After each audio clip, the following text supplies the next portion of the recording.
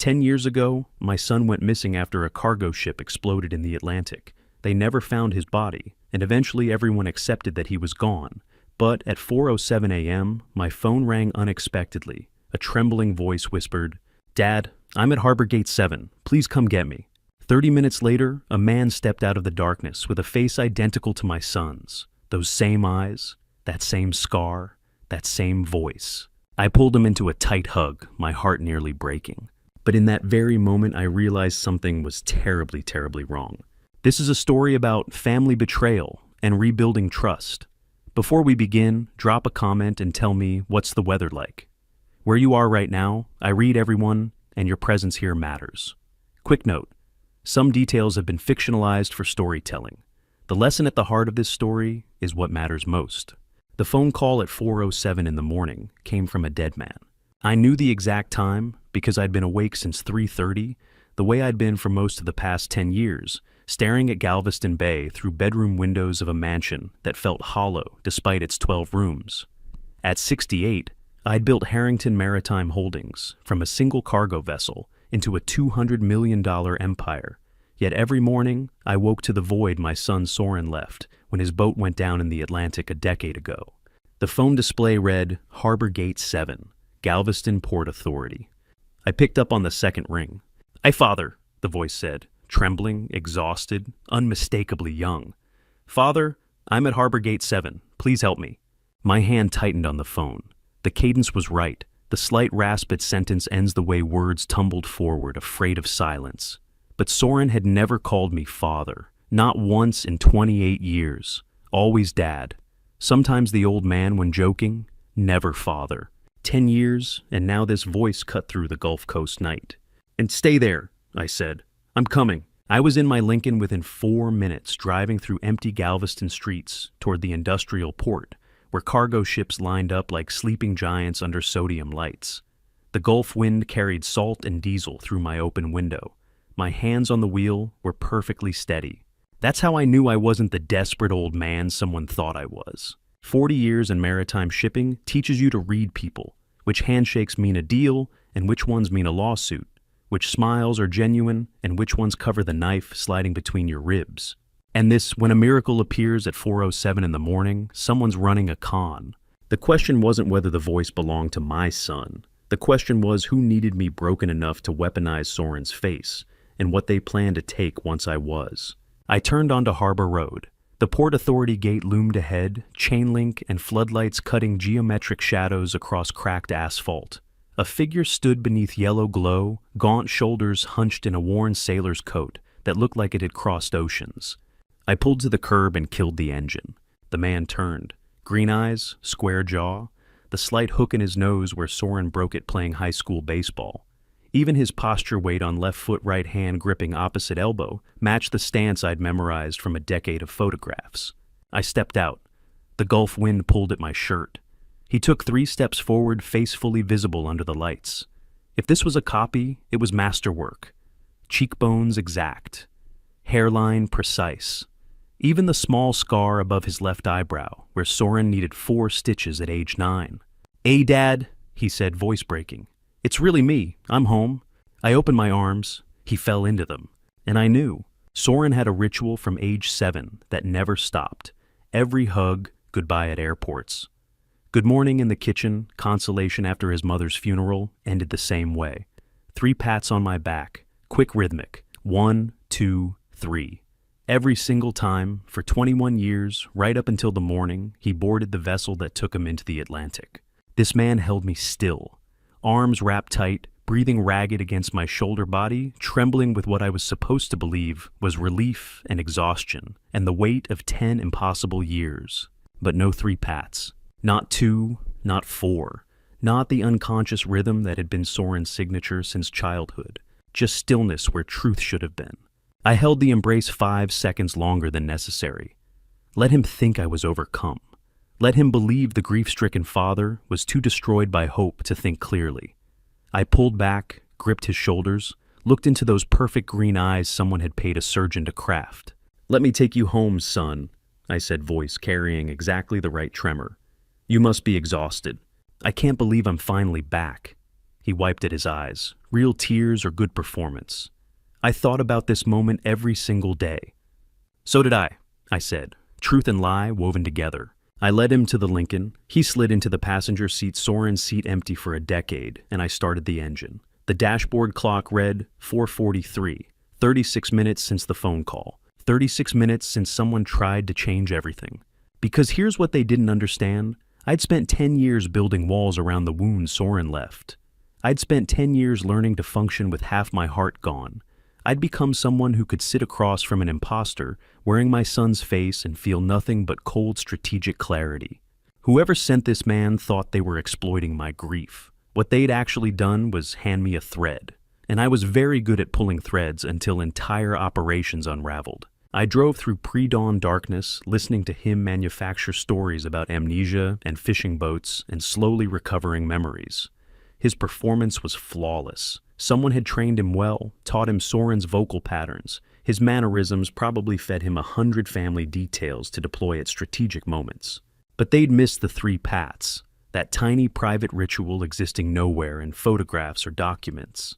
The kind of detail only a real father and real son would know.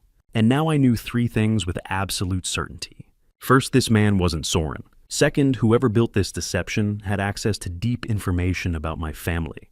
Third, they'd made the fatal mistake of thinking a grieving father was the same thing as a stupid one. I pulled into the mansion driveway as eastern sky started to gray. At Harbor Gate, 7 under those sodium lights, Thane Prescott 37 and gaunt beneath his worn coat, had stood trembling with a surgically altered face that was nearly perfect replica of my missing son. The imposter stared at the house like he was coming home. I stared at him, calculating exactly how long I'd let this play out before I dismantled everyone involved. "Welcome back, son," I said, and I meant it, because he'd just walked into the trap he thought he was setting. I showed the imposter to Soren's old bedroom at 5 in the morning, then went downstairs and started cooking my dead son's favorite breakfast for a stranger wearing his face. The smell of chorizo and eggs felt like a betrayal of memory itself. Dawn light filtered through the kitchen windows overlooking Galveston Bay. I'd bought the chorizo from Powell's Market, the same spicy blend Soren could smell from his bedroom, and be downstairs in 30 seconds. Sunday tradition for 18 years. Scrambled eggs with chorizo Texas sourdough toast, and exactly 3 shakes of Cholula hot sauce on the side. I cracked 6 eggs into the cast iron skillet. The sizzle filled the kitchen along with the rich, smoky scent of pork and paprika. My hands moved through familiar motions while my mind cataloged everything from the car ride home, the way Thane held his hands, the hesitation before answering questions, the too perfect recovery of childhood memories. On my phone's security monitor, the imposter slept upstairs on his back mouth, slightly open chest, rising and falling in steady rhythm. But Soren had asthma since age 12. His breathing always carried a faint whistle on the exhale, especially when sleeping. This man's breathing was smooth, unrestricted, healthy. Another tell, another crack in the performance. "I'm not cooking breakfast," I said to the empty kitchen. "I'm setting traps." Footsteps on the stairs at 7 sharp. I plated the eggs laid out. The toast poured coffee into Soren's favorite chipped University of Oregon Ducks mug. Thane entered wearing Soren's old Oregon Ducks sweatshirt, hair damp from the shower. He crossed to the breakfast table and sat in the exact chair Soren had claimed since childhood. Left side, facing the water, no hesitation.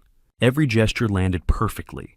The way he wrapped both hands around the coffee mug, the grateful smile that crinkled his eyes, even the small exhale of contentment as he smelled the chorizo. Too perfect, like an actor who'd memorized blocking but didn't know the character's breathing. "Yeah, this smells incredible, Dad," he said, just like I remembered every single day for 10 years. "Your favorite," I said, settling across from him. "I haven't made it since—" I let the sentence trail off, watched him fill the silence. "Since I left," his voice dropped. "I know. I'm so sorry for what I put you through." I nodded, chewing slowly. He took his first bite, closed his eyes in apparent bliss, then reached for the salt shaker. Not the hot sauce. Soren added exactly 3 shakes of Cholula to his eggs before tasting. Every single time. 18 years of Sunday breakfasts made it muscle memory. This man salted his eggs like a normal person and ate them plain. I said nothing, just filed it away with the missing backpats and the smooth breathing and the word father instead of dad. Here's what 40 years of reading Corporate Liars taught me: the better the performance, the more rehearsal time they had, and the more they're hiding. The bay looks exactly how I remembered it, Thane said, staring out the windows. I used to sit here every morning and watch the cargo ships come in. True, Soren had done exactly that. Someone had fed this man detailed memories, coached him through family rituals, prepared him for every question. But they'd missed the hot sauce, and they'd missed the breathing, and they definitely missed what happened next. The click of nails on hardwood announced anchor before I saw him. My 11-year-old golden retriever padded into the kitchen with morning enthusiasm, graying muzzle lifted to catch the scent of chorizo. His tail wagged in wide arcs as he approached me, and I reached down to scratch behind his ears. "Hey there, old boy," Thane said, voice warm. "Remember me? It's been so long." Anchor's tail stopped mid-wag. The dog had been moving toward Thane, drawn by the voice and extended hand. But 3 feet away, he froze. His hackles rose slightly along his spine. His ears flattened. I watched it happen in real time, the biological recognition system that no amount of plastic surgery could fool. "He's gotten slower," I said carefully. "Age does that." Thane dropped a piece of bacon on the floor. Soren's old trick, the one that always sent Anchor into happy chaos. The dog stared at the bacon, then at Thane, then backed up 2 steps instead of lunging forward. "Anchor."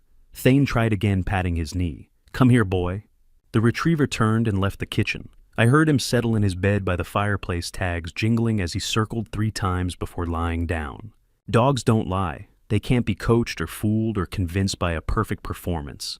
Anchor had loved Soren more than he loved me more than anyone. If this were my son sitting across from me, that dog would be crying with joy, not retreating to his bed. In that moment, watching my dog reject the man wearing my son's face, I understood the full cruelty of what someone had built a weapon designed to destroy me from the inside out. "I should shower," Thane said, standing. "Get cleaned up properly. This still feels like a dream." "Take your time," I said. "You're home now." He smiled and headed upstairs. I waited until I heard the bathroom door close, pipes singing as water rushed through them. Then I pulled out my encrypted phone, the one I used for corporate crises, hostile takeover attempts, union negotiations that couldn't be traced. I scrolled to Russell Farrell's contact. 30 years of friendship, 22 years FBI before he retired and started his private investigation firm. If anyone could help me dismantle this conspiracy without tipping my hand, it was Russell. I had 2 pieces of evidence, 3 missing backpats, and 1 honest dog. But someone had spent enough time and money to surgically create my son's face.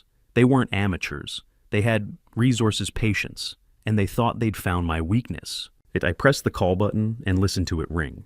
Upstairs, water ran through the pipes. The imposter showered in my son's bathroom, using my son's towels, living my son's stolen life. But in 60 seconds, I would have a former FBI investigator on my side. And that man upstairs had no idea I was about to turn this mansion into a trap with only one exit through the truth. Russell picked up on the 3rd ring. "I need you here," I said. "Tomorrow morning. Tell no one." "I'll be there at 8, he said, and hung up.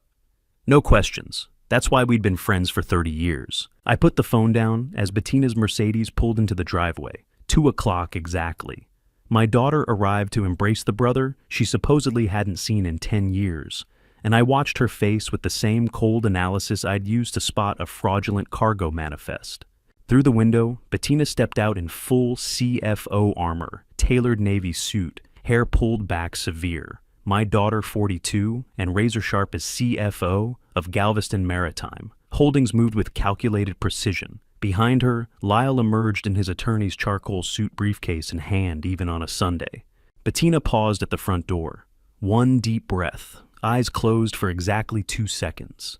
An actor preparing to go on stage. I opened the door before she could knock. "Dad," her voice carried exactly the right tremor. "Is it true? Is he really home?" "Come in, sweetheart," I said. "Come see for yourself." Lyle Thornton, 45, and impeccably composed, shook my hand with practiced grip. 2.3 seconds of contact, corporate protocol to the millisecond. "This must be overwhelming for you, Lester," Lyle said. "A miracle after all these years. Overwhelming doesn't begin to cover it." I met his eyes. Nothing about this feels real yet. Bettina moved past us into the living room where Thane stood by the bay windows. She stopped. stared at him. I watched her face with surgical precision. There it was, 0.3 seconds of absolute stillness before the tears began. The exact micro-pause of someone accessing a rehearsed emotion, rather than experiencing a genuine one. I'd seen it 1,000 times in negotiations, the fraction of a second it takes to recall which expression you need to perform. Then the tears came, perfectly timed, perfectly calibrated. "Soren," she breathed, rushing forward. "Oh my God, Soren, I thought you were dead. I mourned you." Thane caught her in his arms. "I'm so sorry, Bets. I tried to get home. I tried so hard." They held each other. She sobbed into his shoulder. He stroked her hair with exactly the right tenderness. The performance was flawless, museum quality, too flawless. You know what's worse than watching your daughter lie to your face? Realizing she learned how to do it by watching you run a corporation for 40 years. I'd taught her to read balance sheets, negotiate contracts, maintain composure under pressure. I'd taught her to separate emotion from strategy. And now she was using every lesson to destroy me with a weapon wearing my son's face.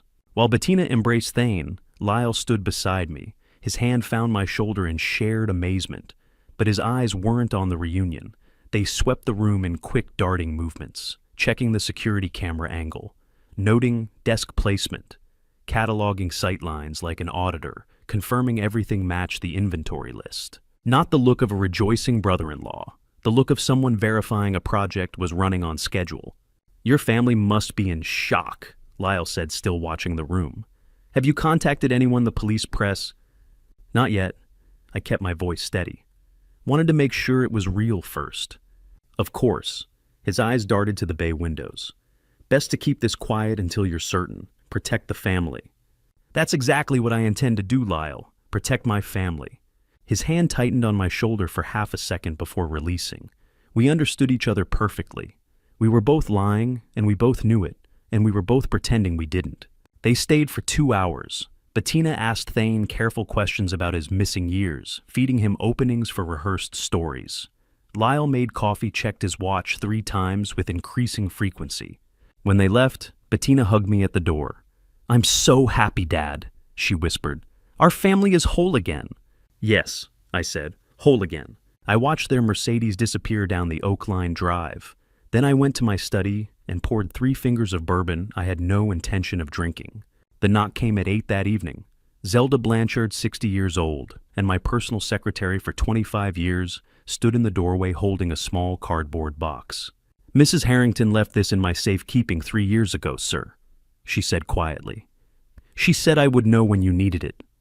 My throat tightened. "Frances left something for me. She made me promise." Zelda's eyes were bright with unshed tears.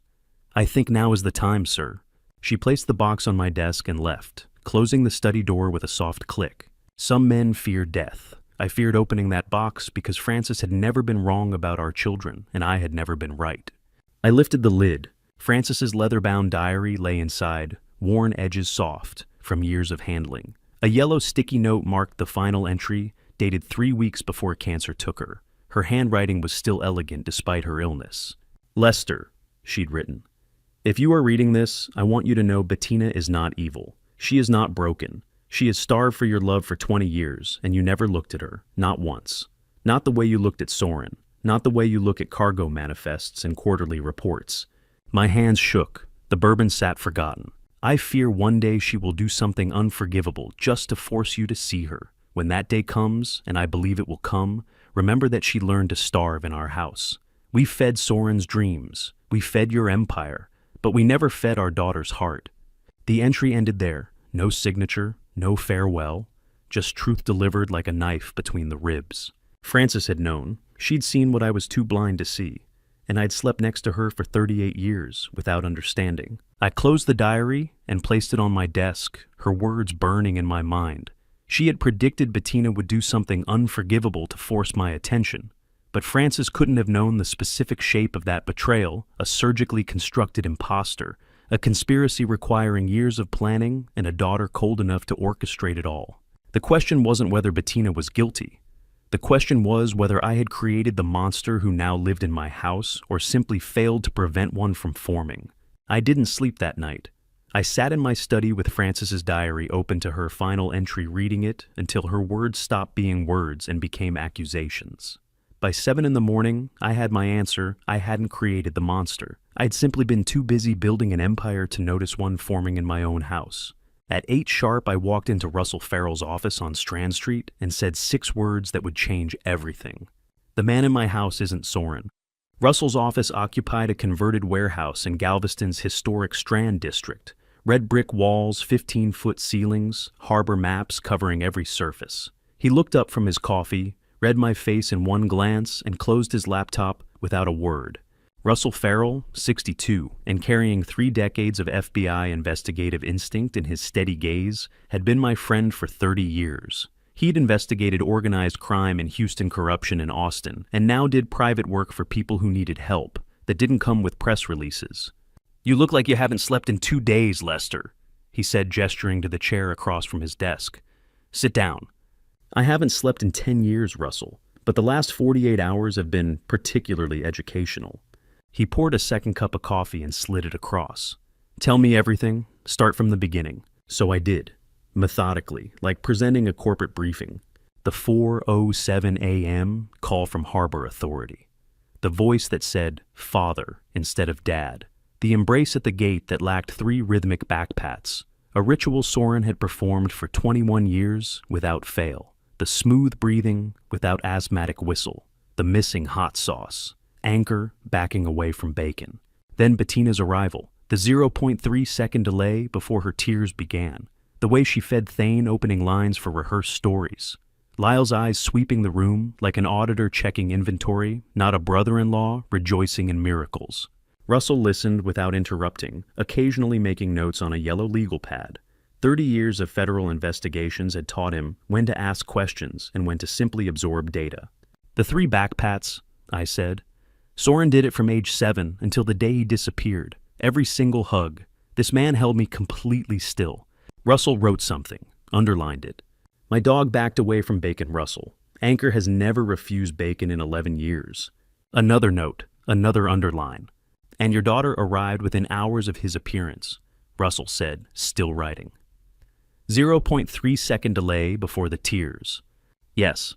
He set down his pen, placed both hands flat on the desk, a gesture I recognized from decades of friendship, the signal that Russell had processed everything and reached a conclusion. "What do you need from me?" No skepticism, no questions about whether I was certain, just immediate acceptance and operational thinking.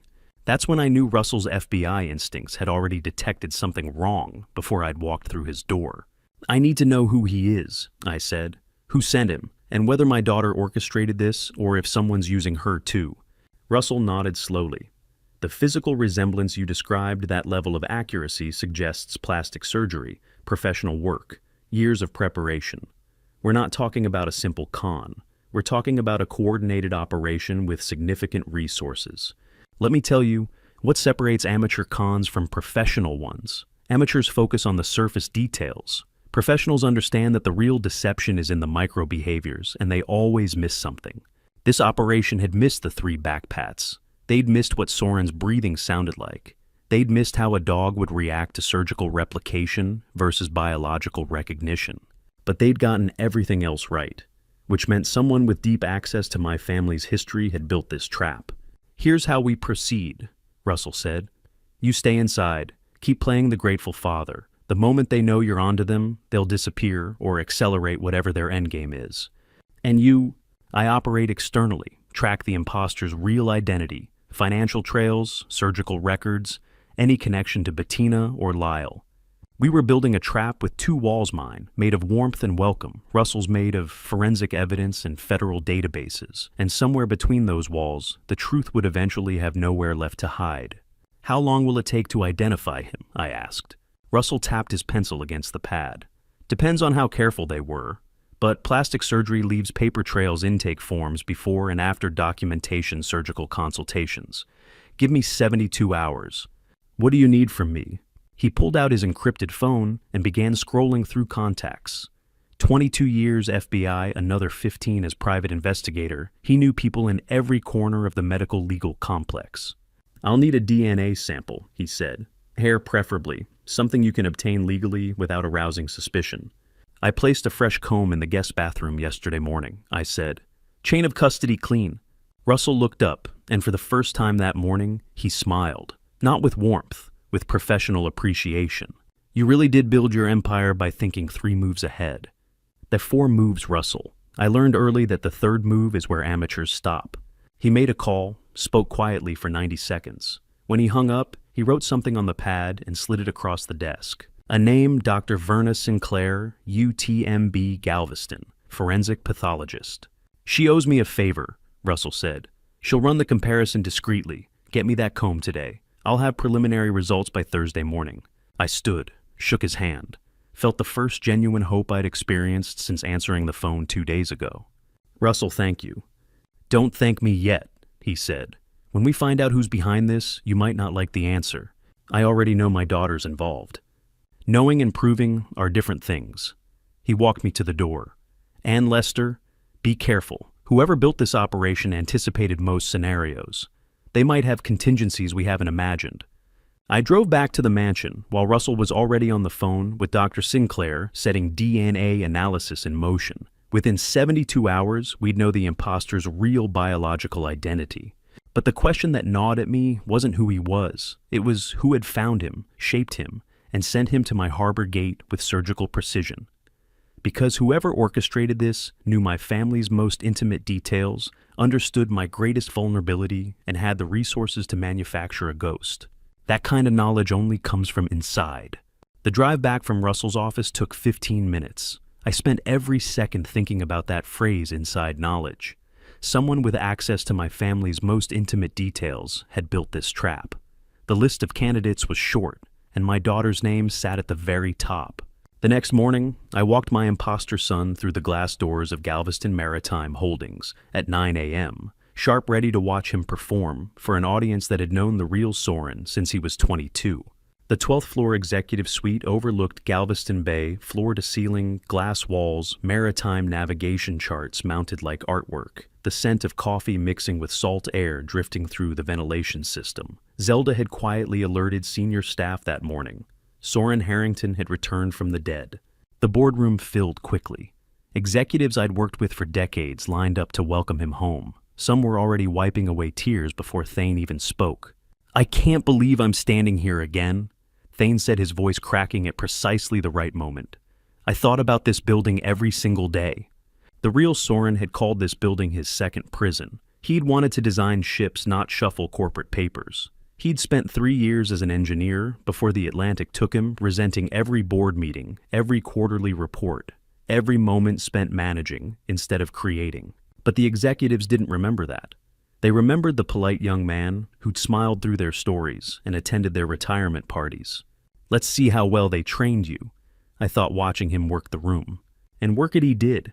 Thane moved through the crowd like a politician at a fundraiser, remembering every name, every detail with uncanny precision. He approached Margaret Hayes from accounting, a woman Soren had barely acknowledged in 3 years of working in the same building. Margaret, Thane said warmly. You look exactly the same, still keeping this place's books pristine. Margaret's face lit up. Soren, yes, still at it. Welcome home. He turned to Frank Rourke, senior operations manager. Frank, congratulations again on Sarah's wedding. I'm sorry I missed it. Frank looked stunned with gratitude. You remembered, that means so much. But Soren didn't know Frank had a daughter named Sarah. He'd certainly never known about any wedding. The real Soren barely spoke to operations staff unless a ship design required their input. Thane was performing from a script, an incredibly detailed, meticulously researched script that someone had fed him about every peripheral employee in this building. The kind of intelligence gathering that takes months, maybe years. Too perfect. That was the tell.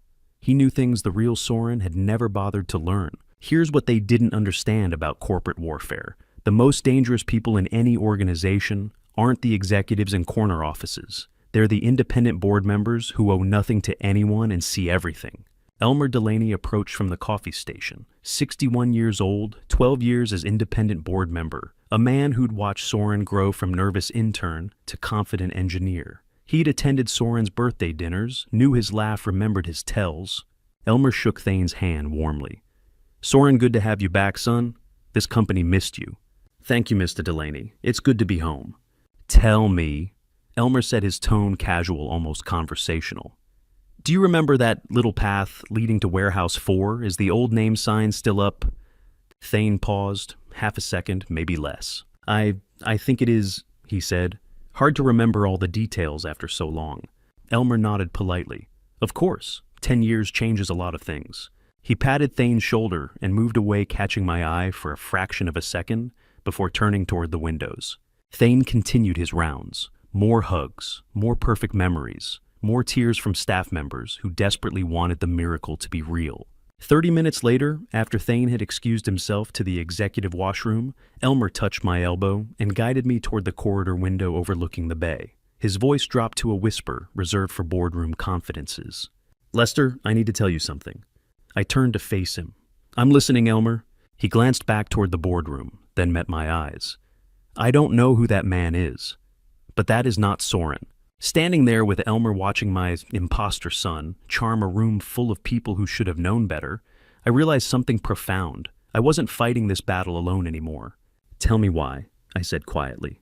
Your son called that path Nana's Lane, Elmer said. Named after his grandmother when she laid the first warehouse cornerstone in 1987. Frances told me about it at Soren's 25th birthday party. She was so proud he'd honored her mother that way. Soren never called it anything else, not once in 3 years of working here. I let out a breath I didn't know I'd been holding. You knew the moment he failed the test, I said. Elmer nodded. The moment he hesitated, Soren would have corrected me immediately. It's Nana's Lane, Mr. Delaney, probably with that little smile he used when people forgot the proper names of things. I made a decision. Trust. I told Elmer everything in 90 seconds, the 3 back pats the dog. Bettina's 0.3-second delay. Russell's investigation, the DNA sample. Elmer listened without shock, processing information like the corporate strategist he'd been for 40 years. When I finished, he asked one question. What do you need from me? I need someone inside this building watching, I said. Bettina has CFO access to everything. Lyle has attorney privileges. If they're making moves, I need to know. You think Bettina orchestrated this? I think someone with intimate knowledge of this family built this deception, I said. And that list is very, very short. Elmer looked out at the bay at the cargo ships moving through channels Soren used to track from these same windows.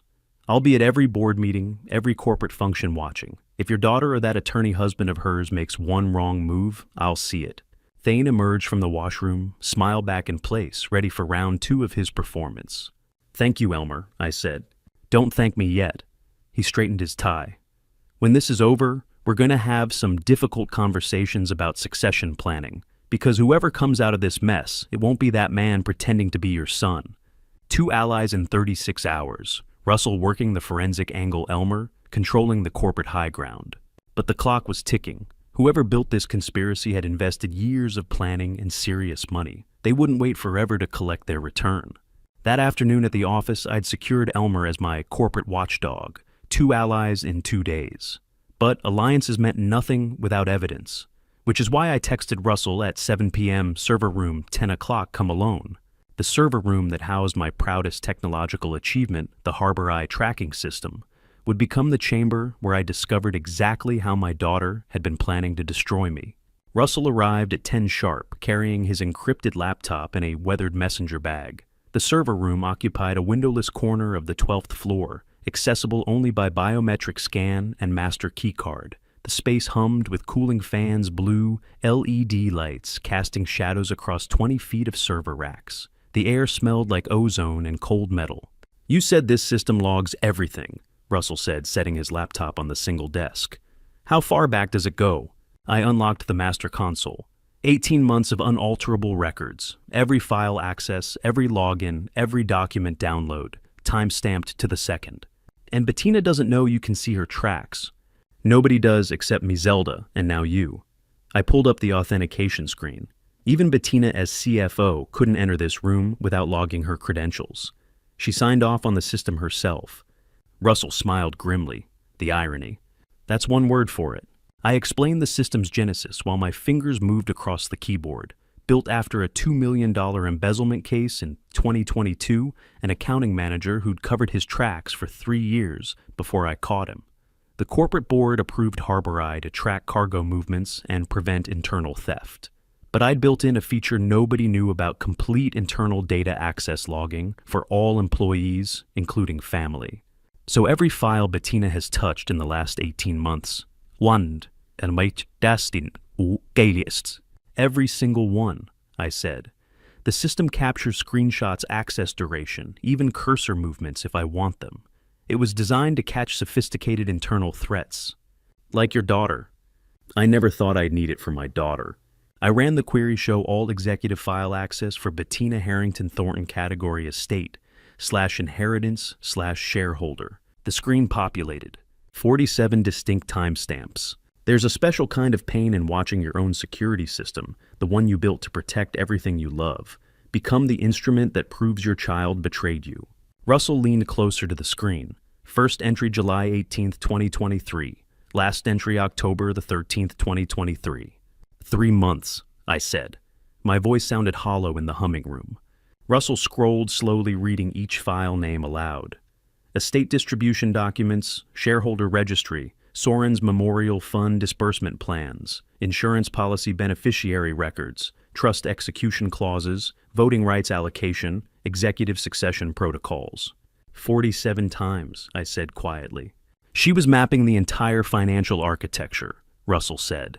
Every asset, every clause, every succession mechanism. This isn't casual curiosity, Lester. This is systematic intelligence gathering. I clicked on the first timestamp, July 18th, 2023, 11:43 p.m. The system displayed everything Bettina had done during that session.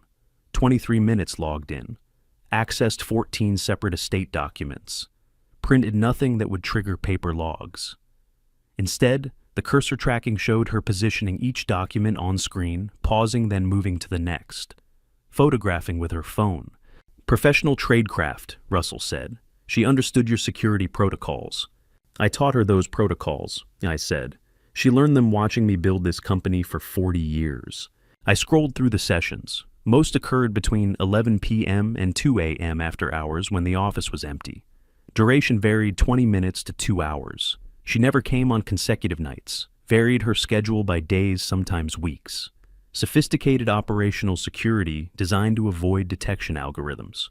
Those 47 timestamps weren't just data points. They were breadcrumbs my daughter left while walking away from our family one midnight session at a time toward a betrayal 3 months in the making. Look at the access times, Russell said, pointing to the screen. The longest sessions are early in the sequence. July through August, 2 hours, 90 minutes, 2.5 hours. She was learning, absorbing. By September, the sessions get shorter. I said, seeing the pattern. 40 minutes, 30 minutes. She knew exactly what she needed. By October, she's down to 20-minute sessions, verification checks. Russell tapped the screen. This is methodical. Whoever taught her this operational discipline knew what they were doing. Nobody taught her, I said. She watched me run corporate espionage countermeasures for 4 decades. She just applied the lessons against her own father. Russell isolated the final entry, October the 13th, 2023, 1:47 a.m. Last session, he said. What did she access? I clicked through the records. Emergency contact database. Soren's complete personnel file. His medical history.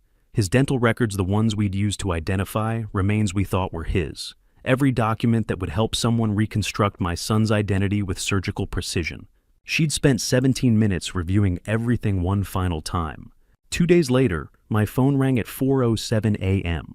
October 13th at 1:47 a.m., Russell said quietly. She checked everything one last time. And on October 15th at 4:07 a.m., my phone rang. 48 hours between final verification and execution. I sat there in the blue server light staring at the screen. My daughter had sat in this building at 2 a.m, methodically stealing pieces of my life's work, photographing documents that would help her build a weapon designed to destroy me. And I'd been 20 minutes away in my waterfront mansion, sleeping. This is admissible evidence, Russell said. Timestamps, access logs, file records. It proves premeditation. It proves my daughter spent 3 months planning how to weaponize my dead son's face against me. Lester, Frances was right. My voice cracked. In her diary, she said Bettina would do something unforgivable just to force me to look at her. This isn't about money, Russell. It's about a daughter who starved for 42 years and finally found a way to make me see her. Russell closed his laptop. Tomorrow morning, Dr. Sinclair will have DNA results. We'll know exactly who Thane Prescott is. I already know who he is, I said, still staring at those 47 glowing timestamps. He's the ghost my daughter built because the living father wasn't paying attention. I left the server room that night carrying the weight of 47 timestamps, 3 months of my daughter's betrayal, documented in glowing blue data. But Frances's words from her diary kept echoing. Bettina did this to make me look at her. Not for money, for attention. 2 days later, when Dr. Verna Sinclair opened the DNA report at exactly 2 p.m. on October 19th, she handed me 2 truths that would shatter and rebuild my world in the same breath. Her office at UTMB Galveston Forensic Pathology Department smelled like antiseptic and paper files. Sterile white walls, medical charts mounted in frames, a single window overlooking the medical center parking lot. Dr. Sinclair, 48 and chief forensic pathologist, sat behind her desk, reviewing her computer screen one final time before turning to face Russell and me. We delivered the hair samples from the guest bathroom comb. Chain of custody pristine, legally obtained, everything by the book so it would hold up in court when this inevitably exploded into criminal charges. The analysis is complete, Dr. Sinclair said, her voice carrying the careful neutrality of someone who delivered terrible news to families for 20 years. Chain of custody is clean. Results are definitive. Hey, just tell me, I said. Is the man in my house my son? She glanced at Russell, then back to me. I need to walk you through both findings. The first is straightforward. The second is not. Something in her voice made my hands grip the armrests. Dr. Sinclair slid the first report across her desk.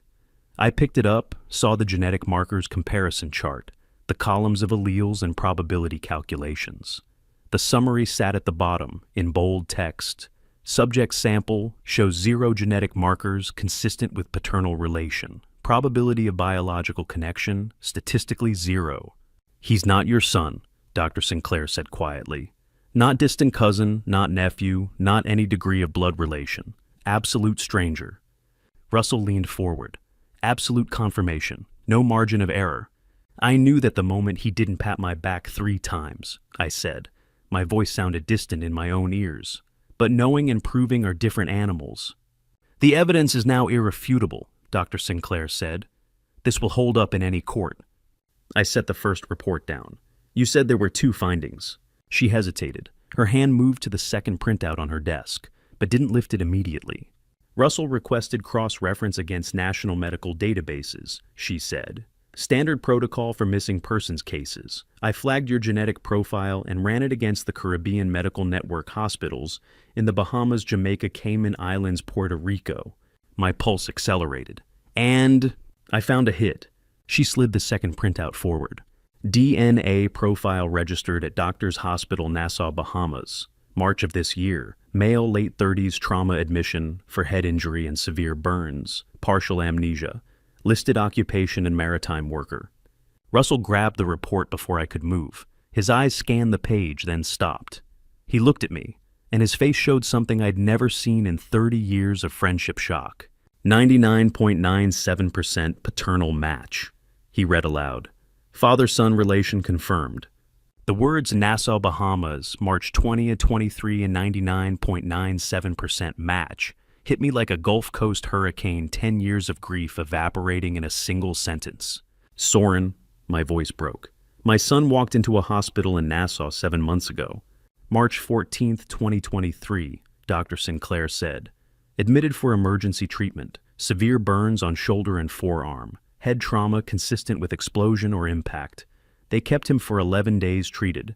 The burns ran cognitive assessments for the amnesia. Where is he now? I couldn't breathe properly. Where did he go after discharge? The hospital database doesn't track post-discharge movements, she said.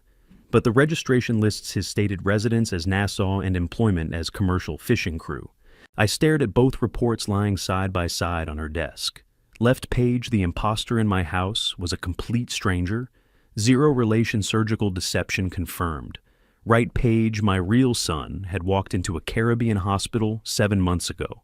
Alive, breathing, existing 1,400 miles away while I mourned a ghost. March 2023. I said trying to process. 7 months ago. What was he doing in Nassau all this time? The registration indicates partial amnesia from head trauma, Dr. Sinclair repeated. It's possible he doesn't fully remember who he is. The burns and head injuries suggest a significant traumatic event, possibly the same boat explosion you believed killed him 10 years ago. Russell was already pulling out his phone. I have contacts in Caribbean maritime networks, hospital administrators, embassy personnel. If he's working fishing vessels out of Nassau, someone will know him. I had mourned my son for a decade, built a shrine to his memory in my mansion. Stared at Galveston Bay every morning, waiting for a miracle I'd convinced myself would never come. And all that time, he was alive, walking Caribbean docks under a different name, maybe not even remembering who he was or where he came from. Lester, Russell said, gripping my shoulder. Your son is alive. We can find him.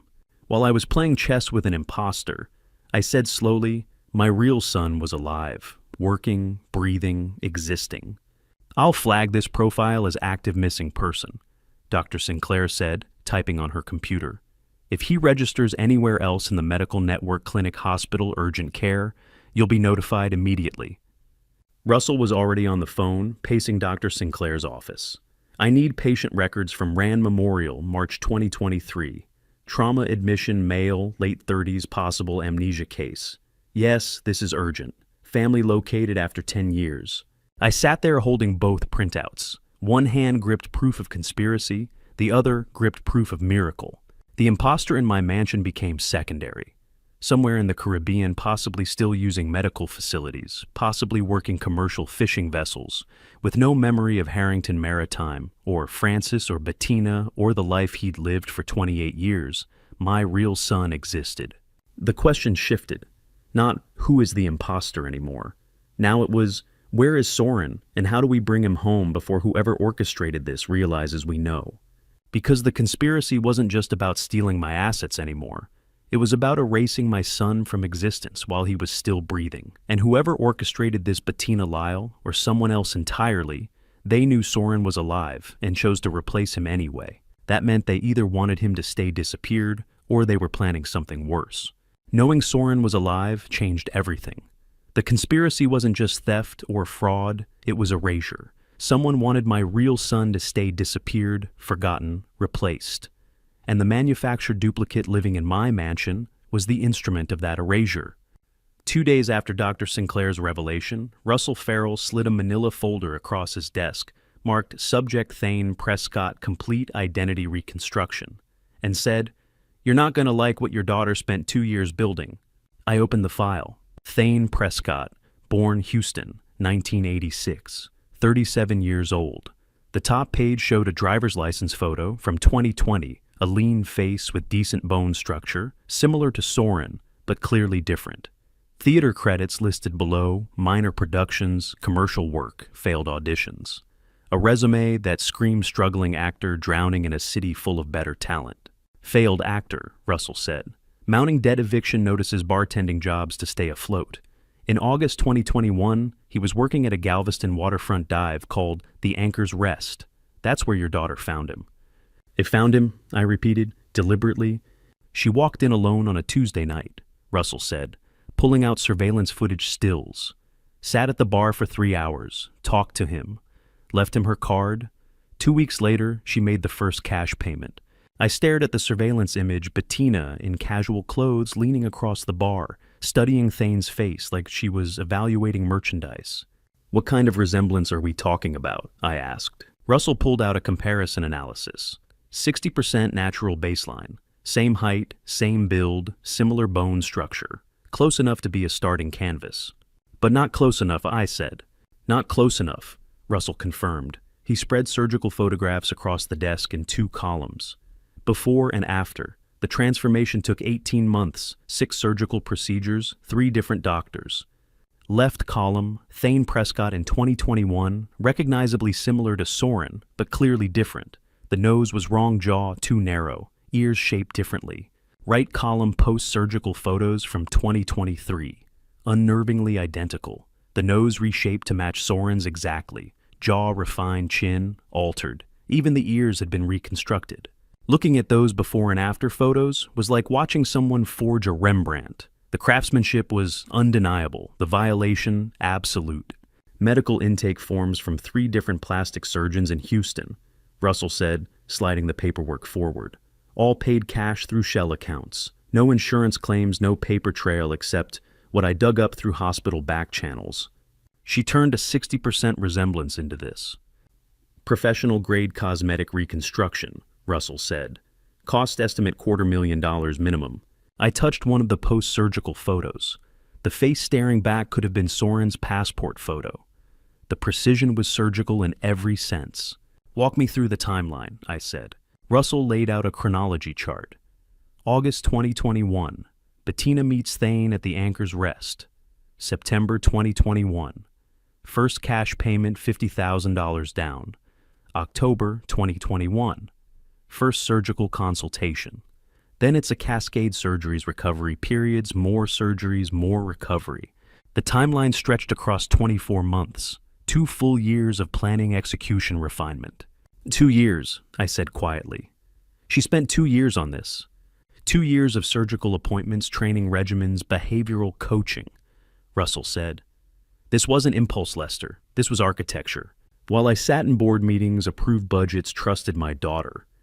I couldn't finish the sentence. She was building a weapon, Russell finished for me. My daughter had spent 730 days, 730 separate days sitting across restaurant tables from this actor, teaching him how to be my son, while I sat in my mansion, mourning alone, never suspecting the monster I had created through decades of emotional neglect. There's more, Russell said. He produced another document library withdrawal records from the mansion's private archive. June 2022. Bettina checked out 3 boxes containing Soren's personal journals, years 2010 through 2015. She never returned them. I felt my chest tighten. Soren's journals. Thane studied them for months, Russell said, memorizing speech patterns, favorite phrases, family stories, personal details. Everything Thane knows about being Soren came from words Soren himself wrote. That's Soren's own words, I said. She fed him my son's thoughts, his memories, his voice. Russell slid across vocal coach records. 6 months of training. Thane learned to speak like Soren, breathe like Soren, move like Soren. The coach noted he was exceptionally dedicated to authentic replication because he was being paid to commit the perfect identity theft. Let me see the full cost breakdown, I said. Russell pulled out a financial analysis. Surgical procedures, $250,000. Training and coaching, $75,000. Living expenses for Thane during the transformation, $30,000.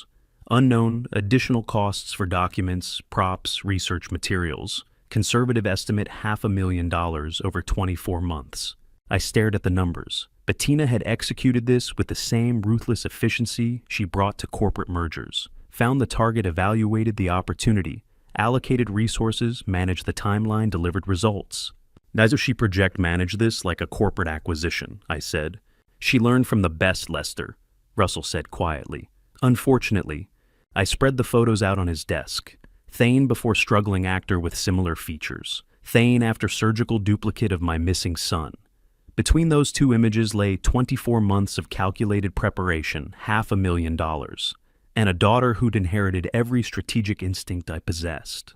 The cruelest part, I said, isn't the conspiracy itself. It's realizing she learned all of this from me. The patience, the planning, the willingness to spend whatever it takes to achieve the objective. She's your daughter, Russell said. She learned from watching you build an empire, and then she turned those weapons against me. I gathered the photos, the timeline, the surgical records, 2 years of evidence, $500,000 invested in manufacturing a ghost. And somewhere in the Caribbean, my real son was alive, possibly working fishing boats with no memory of his identity, while this manufactured duplicate lived his stolen life 20 minutes from where I slept. But Bettina had made one critical miscalculation. She'd built Thane Prescott to be a puppet. She'd trained him, shaped him, controlled him. What she hadn't counted on was that desperate people who've been handed new identities tend to develop their own survival strategies. And Thane Prescott was about to become far more dangerous to her than he'd ever been to me. Bettina had built Thane Prescott to be her weapon. 2 years, $500,000, surgical transformation, behavioral coaching, every detail controlled. But the daughter who learned ruthless efficiency from me had made one critical miscalculation. Desperate people who've been handed new identities develop their own survival strategies. Russell Farrell arrived at my mansion at dawn with a briefcase full of counter-surveillance equipment, saying we needed to sweep Thane's guest suite before the imposter woke up. If he's building insurance, Russell said, setting up his gear on my kitchen counter, he'd want documentation, recordings, evidence he can trade if this collapses. You think Bettina is monitoring him? I think she invested significantly, Russell said, checking his RF detector. She'd want quality control. Thane had left 20 minutes earlier on his morning run with Anchor, a routine he'd established over the past week. 3 miles along the seawall, back by 7:30. That gave us maybe 40 minutes. Russell moved through the guest suite with methodical precision. RF detectors swept electrical outlets, picture frames, smoke detectors. Thermal scanners checked for heat signatures behind walls. The suite looked pristine, untouched, innocent. Bed made military tight. Clothes folded in drawers, books arranged on the nightstand.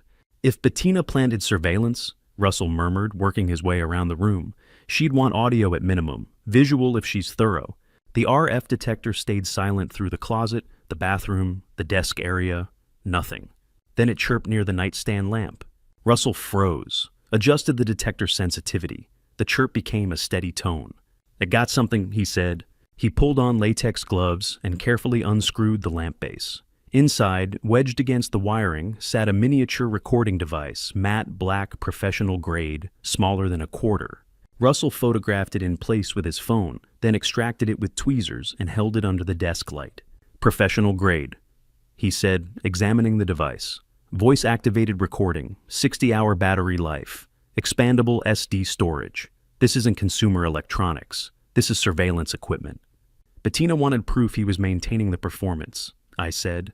"That's what I thought too," Russell said, "until I checked the serial number." He photographed the device's serial code and ran it through his forensic database on his encrypted laptop. The search took 30 seconds. The result made him go very still. "Oh, what?" I asked. "Purchase record August 2023, Houston Electronics Supplier, cash payment." He turned the laptop so I could see the screen.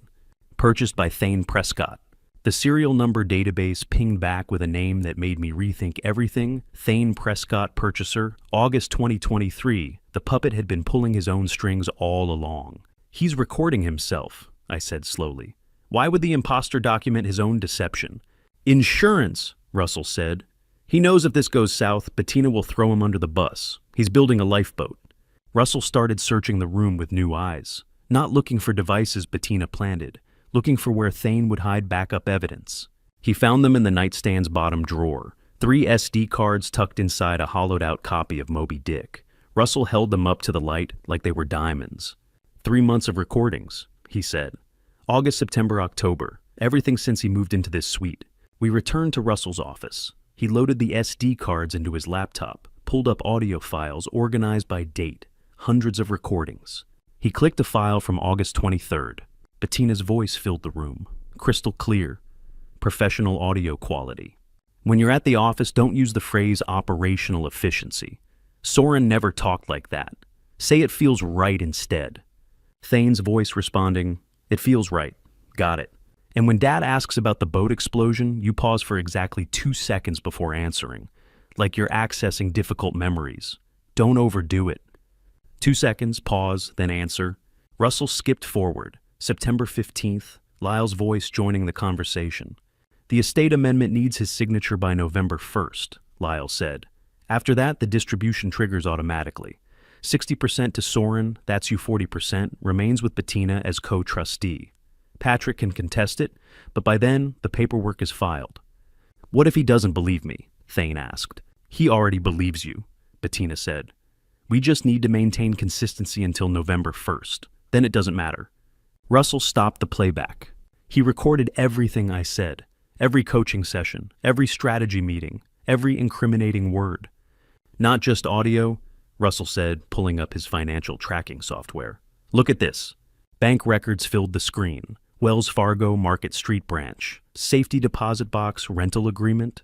Renter name, Thane Prescott. Date open September 15th, 2023. Access logs monthly visits most recent October 20th. He has a safety deposit box, Russell said. Opened it the same day Lyle made that recording about the estate amendment, and he's been updating it monthly. What's in the box? Everything he needs to trade up when the walls start closing in, Russell said. Surgical records showing before and after transformation, payment receipts from Bettina's shell accounts, complete audio archive of coaching sessions, full cooperation package ready to go. You know what's more dangerous than a desperate man with nothing to lose? A desperate man who's smart enough to document everything and patient enough to wait for the perfect moment to deploy his insurance policy. He's been playing survival chess since day one, I said. While Bettina thought she controlled him, he was building his exit strategy.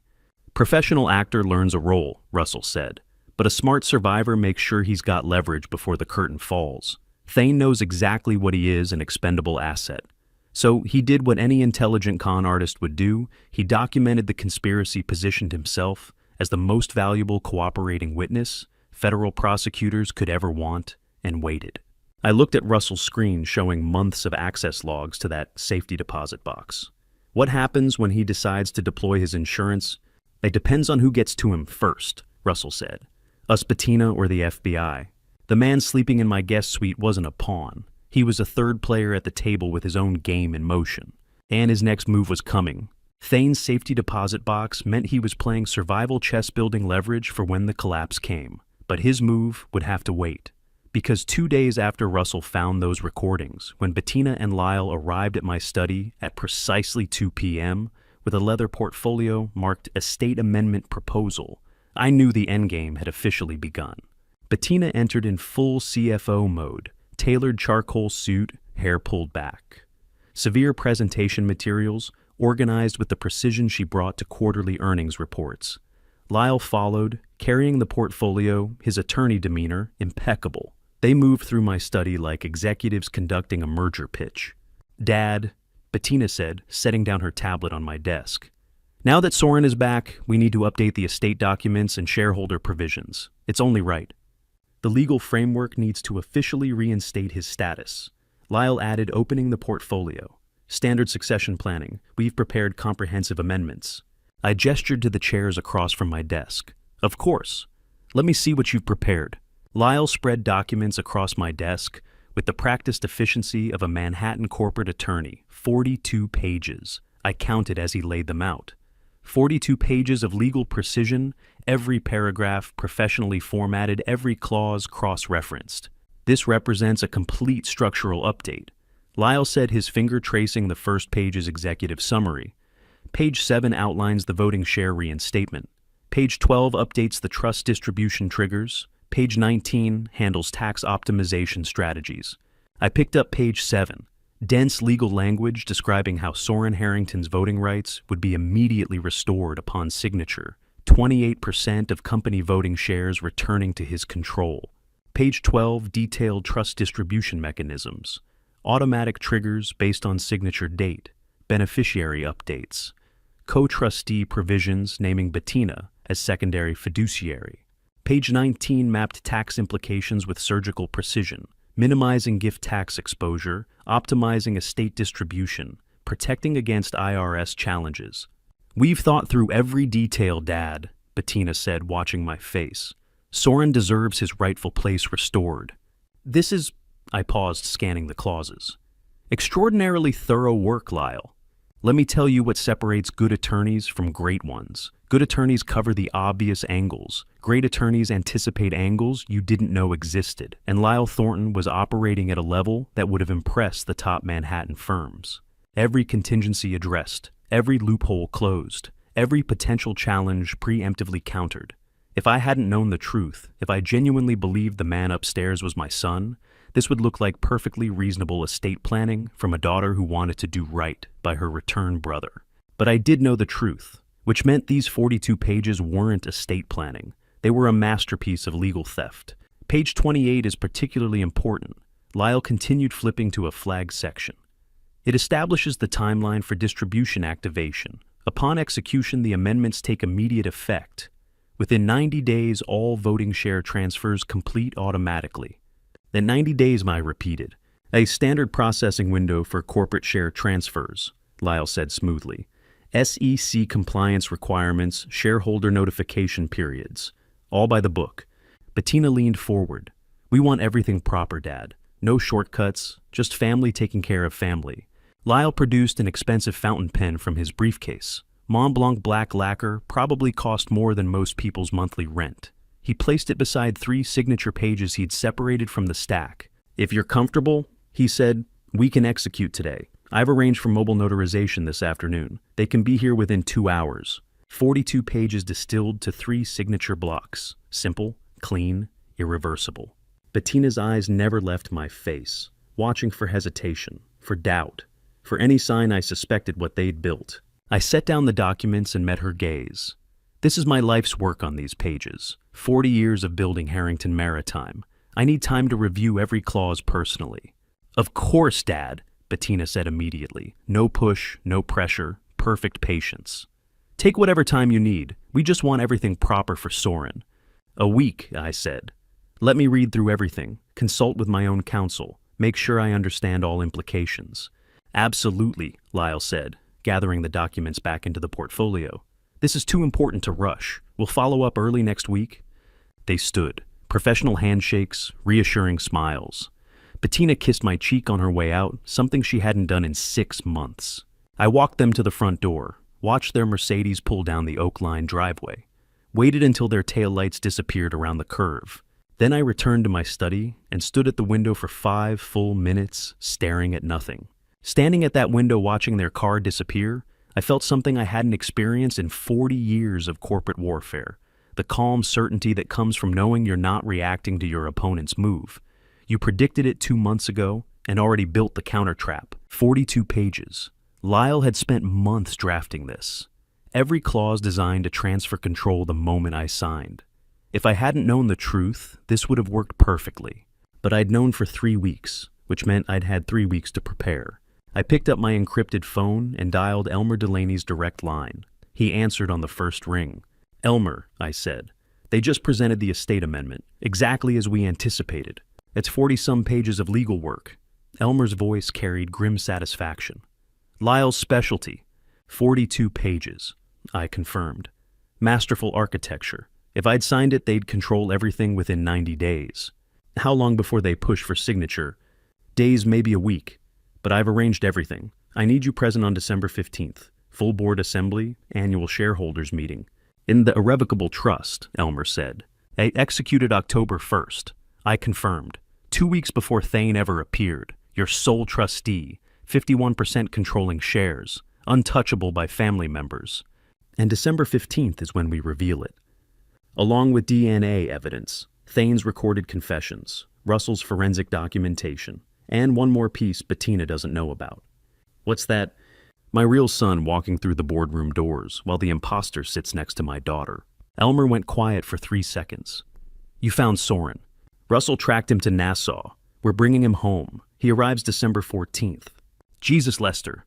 December 15th isn't just the annual meeting, Elmer. It's the day everything collapses. The trap I set 2 months ago finally springs. I hung up and looked at Lyle's 42 pages spread across my desk. The weapon they thought would destroy me, now destined to become evidence in their own prosecution. Bettina and Lyle thought they were racing toward a finish line. They had no idea I'd moved it 3 months ago. December 15th was set. The trap was armed. Elmer would reveal the trust. DNA evidence would expose Thane. Russell's recordings would document the conspiracy. And my real son would walk through boardroom doors while the imposter sat next to my daughter. But first I needed to confirm the foundation was solid. On October 27th, I drove to Houston to review the legal document I'd executed on October 1st, 2 weeks before the phone call that would change everything, proof that I'd seen this conspiracy coming long before my daughter knew I was watching. I kept the appointment secret, didn't tell Bettina, didn't log it in my calendar, paid the consultation fee in cash. 60 miles from Galveston to downtown Houston, giving me time to think about timing, about how small details accumulate into patterns about how Zelda had mentioned in late September. that Bettina was printing estate balance sheets at 11 p.m. in locked offices. That had been enough. One late-night printing session, one deviation from normal behavior, enough to make me act. Thornton and Associates occupied the 42nd floor of a glass tower overlooking Houston's financial district, elite estate planning firm, the kind of practice that handled billion-dollar trusts and never advertised because their clients came through referrals whispered in the country club dining rooms. The receptionist recognized me immediately. "Mr. Harrington," she said. "Mr. Caldwell is expecting you. Conference room 3.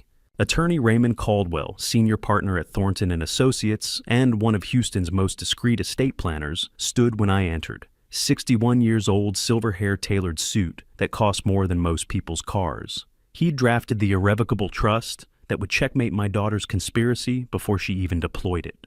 "Mr. Harrington," he said, shaking my hand. "Good to see you again. The trust documents you requested to review are ready." I took the seat across from him. "I need to understand every clause, Raymond. My daughter just presented her own estate amendment proposal." His eyebrows rose slightly. "Then this meeting is perfectly timed." He spread the documents across the polished conference table. 73 pages. Substantially more complex than Lyle's 42-page attempt. "Let's walk through the architecture," Caldwell said, his finger tracing the executive summary. 51% of Galveston Maritime Holdings voting shares, transferred to irrevocable trust structure. Elmer Delaney designated as sole independent trustee with absolute discretion. I picked up page 12, the trustee provisions. Elmer's powers were comprehensive vote shares, approve corporate actions, execute contracts. No family member could override his decisions. "Walk me through the family access restrictions again," I said. Caldwell flipped to section 4. Zero access until all corporate disputes, inheritance challenges, and legal actions are resolved. The trust operates as a legal wall. Your children cannot touch these shares, cannot vote them, cannot transfer them, cannot even contest the trust's existence while corporate litigation is pending or threatened. And pending includes anticipated litigation. Correct. If I file a sworn affidavit stating that litigation is reasonably anticipated based on current circumstances, the trust remains locked. Elmer maintains sole control. October 1st, the date hit the room like a thunderclap when Caldwell spoke it aloud, and I watched him realize what it meant. I hadn't reacted to my daughter's conspiracy, I'd predicted it, and built the countertrap 2 weeks early. "Read the execution date for me," I said, out loud for the record. Caldwell pulled the signature page forward. Execution date October 1st, 2023. Notarized by Sarah Mitchell, witnessed by Thomas Bradford and Jennifer Holmes, filed with Harris County Clerk's Office October 2nd. October 1st, I repeated. 15 days before the phone call that supposedly brought my son home. Caldwell set down the document. "You anticipated their move before they made it. The trust was already active when the imposter appeared." "I saw the pattern," I said. Bettina accessing files after hours. Lyle asking casual questions about estate structure during family dinners. The way they looked at each other when I mentioned updating my will. Small tells, but enough. Before I reveal the execution date that changes everything the moment Caldwell reads it aloud, comment, A, if you think I saw this coming, or B, if you think I got lucky. Add one reason in 5 to 10 words. Please note, some details ahead are recreated for narrative impact, but the strategic lesson is what matters. "Now walk me through what happens if someone tries to modify the estate," I said. Caldwell turned to section 7. "Any attempt to modify estate distributions, shareholder agreements, or corporate governance while the trust is active automatically triggers dispute resolution protocols. The trust agreement specifically states that subsequent estate instruments are void if they conflict with trustee authority. So even if I had signed Lyle's amendment, it would be legally void the moment it was filed," Caldwell confirmed. "The trust supersedes all subsequent estate instruments. You could sign 100 amendments. None would have legal effect while the trust controls the controlling interest." Watching Caldwell confirm the trust was airtight, felt like standing on a ship's bridge during a hurricane, knowing your vessel was built strong enough to weather anything the storm could throw, because you'd anticipated the storm months before the first cloud appeared. That Lyle spent months drafting his proposal, I said. 42 pages of legal architecture. Wasted effort, Caldwell said. The moment those shares entered the trust on October 1st, any subsequent estate modification became legally meaningless. I leaned back in my chair. Final question: can this trust be challenged? Contested, broken. Caldwell's answer was immediate and definitive. Irrevocable means exactly that, Mr. Harrington. 3 independent counsel reviewed this structure. Texas trust law provides fortress-level protection for properly executed irrevocable trusts. Your daughter could hire every estate attorney in Houston, and they'd all tell her the same thing: this trust cannot be broken, modified, or circumvented. Then my daughter has been working toward a finish line that no longer exists. Since October 1st, Caldwell confirmed. Yes, I gathered the 73 pages feeling their weight. Legal certainty. Proof that on October 1st, I'd moved the entire prize beyond my daughter's reach before she ever sent Thane to my harbor gate. Bettina had spent 2 years invested substantially and recruited a desperate actor to claim assets that legally disappeared 14 days before he appeared. She thought she was executing the perfect crime. She had no idea she was performing elaborate theater for an audience of one who'd already written the ending. December 15th. I said standing. That's when we reveal it. The shareholders meeting, Caldwell said. I'll have certified copies prepared for board distribution. I shook his hand and left that Houston office holding the legal fortress that would end my daughter's conspiracy with a single document filed 26 days before she thought the game began. I returned from Houston that afternoon, carrying 73 pages of legal certainty. Bettina had performed elaborate theater for an audience who'd written the ending before the curtain rose. The trust was airtight. The conspiracy was dead. All that remained was the revelation. But at 11:17 p.m. on October 29th, 3 sharp knocks echoed from my study door. Deliberate measured the sound of a man who had made a decision and was ready to face the consequences. I looked up from Lyle's estate documents spread across my desk. I knew before opening the door who it would be.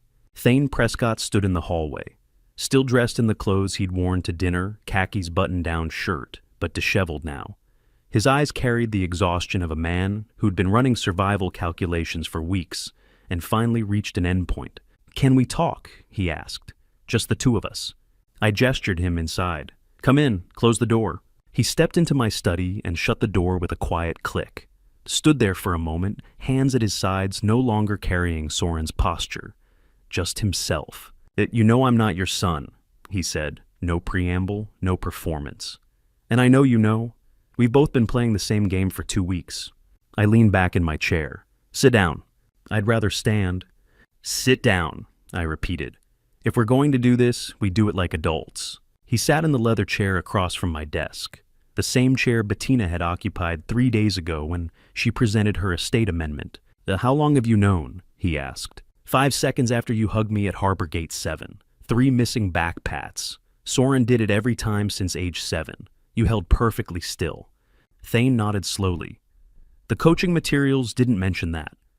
They wouldn't have. It wasn't something Bettina knew about. He reached into his jacket pocket, pulled out a small USB drive, and slid it across my mahogany desk. The plastic made a soft scraping sound against the wood. "Complete audio logs," he said. 3 months, Bettina Lyle, surgical consultations, payment schedules, training sessions, everything. I picked up the drive, smaller than my thumb, containing evidence that could send my daughter to federal prison. "Why are you giving this to me?" I asked. "Because I want out, but they won't let me walk away alive. I need protection, and you need evidence." He met my eyes. "I'm offering full cooperation, federal testimony, whatever you need. In exchange for a cooperation agreement, reduced charges, or whatever legal safety your attorneys can arrange. You know what's stranger than having a con artist confess his crimes to you at midnight, realizing he's the most honest person who's been in your house for the past 2 weeks?" I stood, walked to the bar cart, poured 2 glasses of whiskey. Balvenie, 21 years old. I handed one to Thane, an acknowledgement that this conversation operated outside normal rules. "Tell me everything from the beginning," I said. He took a sip, swallowed, set the glass down carefully. "August 2021. He began. "I was bartending at the Anchor's Rest, failing actor mounting debt 3 months behind on rent. Your daughter walked in alone around 9 p.m., ordered bourbon, and stared at me for 20 minutes straight. Just stared, like she'd seen a ghost. Finally, she asked if I'd ever considered cosmetic work. I thought she was propositioning me. Then she showed me a photograph of your son and a surgical plan side by side. I sipped my whiskey. The burn felt appropriate. She said I had a face worth $500,000, Thane continued. I thought she was crazy. Then she showed me the surgical plan, the payment schedule, the training timeline. 2 years of transformation in exchange for enough money to change my life. And you said yes. I was 3 weeks from eviction, surviving on ramen and audition rejection letters. She was offering me more money than I'd earned in 10 years of bartending. He looked at his hands. I said yes before I understood what I was agreeing to. 6 surgeries, I said. 6 surgeries, he confirmed. Nose jaw, ears chin, each one followed by weeks of recovery swelling pain, then voice coaching, behavioral training, memorizing your son's journals. She gave me 3 boxes of them. I studied those notebooks for months, learned his favorite phrases, his speech patterns, his childhood stories. You became him better than you'd ever been yourself. Thane nodded. By the time the final surgery healed, I didn't recognize my own face anymore. I'd transformed into someone else completely. Sitting across from a man who'd surgically transformed himself into my son, listening to him, ask why my daughter would orchestrate such elaborate destruction, I finally understood what Francis had been trying to tell me. For 38 years, I was a brilliant strategist and a catastrophic father. But there's one thing I never understood, Thane said. One thing she never explained in all those training sessions, all those months of preparation. What's that? Now why? He leaned forward. Why did she do this? You're her father. She's CFO of your company. She has position, wealth, respect. Why burn it all down? Why risk federal prison? Why spend 2 years and $500,000 on this elaborate deception? I sat in silence for a long moment. Thane's question hung in the air between us. I thought of Francis's diary, the final entry warning me about Bettina's starvation for recognition. I thought of 40 years building an empire, while my daughter watched from the sidelines, brilliant and overlooked. The answer wasn't complex. It was devastatingly simple. She didn't do it for money, Thane, I said quietly. She did it so I would finally look at her. That's it. His voice carried genuine disbelief. That's the whole reason? No, I met his eyes. The whole reason is that I taught her how to be ruthless, how to execute the perfect strategy, how to plan 3 moves ahead, and then I never once looked her in the eye and told her I was proud of her. Thane stared at me. All this, the surgeries, the training, the elaborate deception, just so you'd pay attention to her. I nodded, unable to speak, because the truth was worse than that. Bettina hadn't just orchestrated a perfect crime, she'd built a mirror that forced me to see exactly who I was, a man who could read corporate balance sheets with surgical precision, but couldn't see his own daughter starving for recognition 20 feet away. Jesus, Thane whispered. Yeah, I said. We sat in silence, 2 men on opposite sides of a conspiracy united by the understanding that we were both victims of the same blindness. On November 1st, Russell Farrell called me at 7 a.m. and said 6 words that shifted my entire understanding of who was really destroying my family. Lyle's been stealing for 14 months. I was standing in my kitchen, coffee halfway to my lips, when the words hit me like a physical blow. What did you say? Your son-in-law has been embezzling from Harrington Maritime since September 2022. Russell said, voice tight with controlled fury. 18 wire transfers totaling $18.3 million. Every single one structured to stay below federal reporting thresholds, $900,000 here, $1.1 million there. He's been running it through a shell company called Reed Maritime Consulting LLC, registered in the Cayman Islands. I set the coffee cup down before I dropped it. And how did we miss this? Because Lyle's the CFO, Russell said. He controls the accounting systems. He buried the transfers in legitimate operational expenses, port fees, equipment leases, insurance premiums. Each payment looked clean on the surface. It took me 3 weeks of forensic analysis to trace the pattern. I sat down hard at the kitchen table. It had $18.3 million, I repeated, over 14 months. September 2022 through October 2023. Russell confirmed. That's 5 months before Bettina found Thane in that Jacksonville halfway house. Lyle started stealing half a year before his wife launched the imposter conspiracy. The implications crashed over me in waves. They weren't working together, I said slowly. Lyle was running his own exit strategy. That's what it looks like, Russell agreed.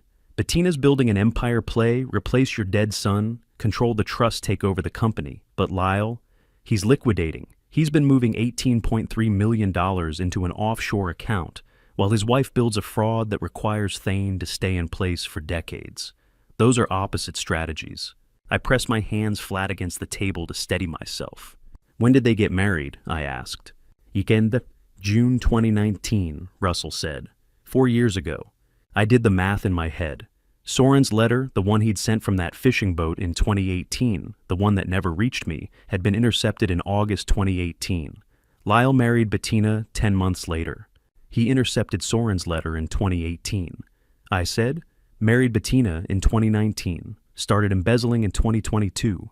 He's been positioning himself inside this family for 7 years. And now he's cashing out, Russell said. The last transfer went through on October 27th, $1.03 million, 4 days before I caught the pattern. I felt something cold and sharp settle in my chest. This wasn't just betrayal. This was calculated, methodical theft, executed by a man I'd welcomed into my family, given a C-suite position trusted with my company's finances. How do you measure the damage when the person you hired to protect your wealth spent 7 years systematically destroying it from the inside? Does Bettina know? I asked. I don't think so, Russell said. If she knew Lyle was stealing, she'd have stopped him. His embezzlement threatens the whole conspiracy. If the company goes bankrupt before the trust executes, there's nothing for her to control. She needs Harrington Maritime intact. But Lyle doesn't, I said. He just needs his $18.3 million and a flight to somewhere without extradition. Exactly, Russell said. I pulled his passport records. He's been to Grand Cayman 4 times in the last 14 months, always for banking conferences. Each trip was within 48 hours of a major transfer. I stood up and walked to the window. Outside the Houston skyline was waking up traffic building lights coming on, in office towers, people starting their ordinary days.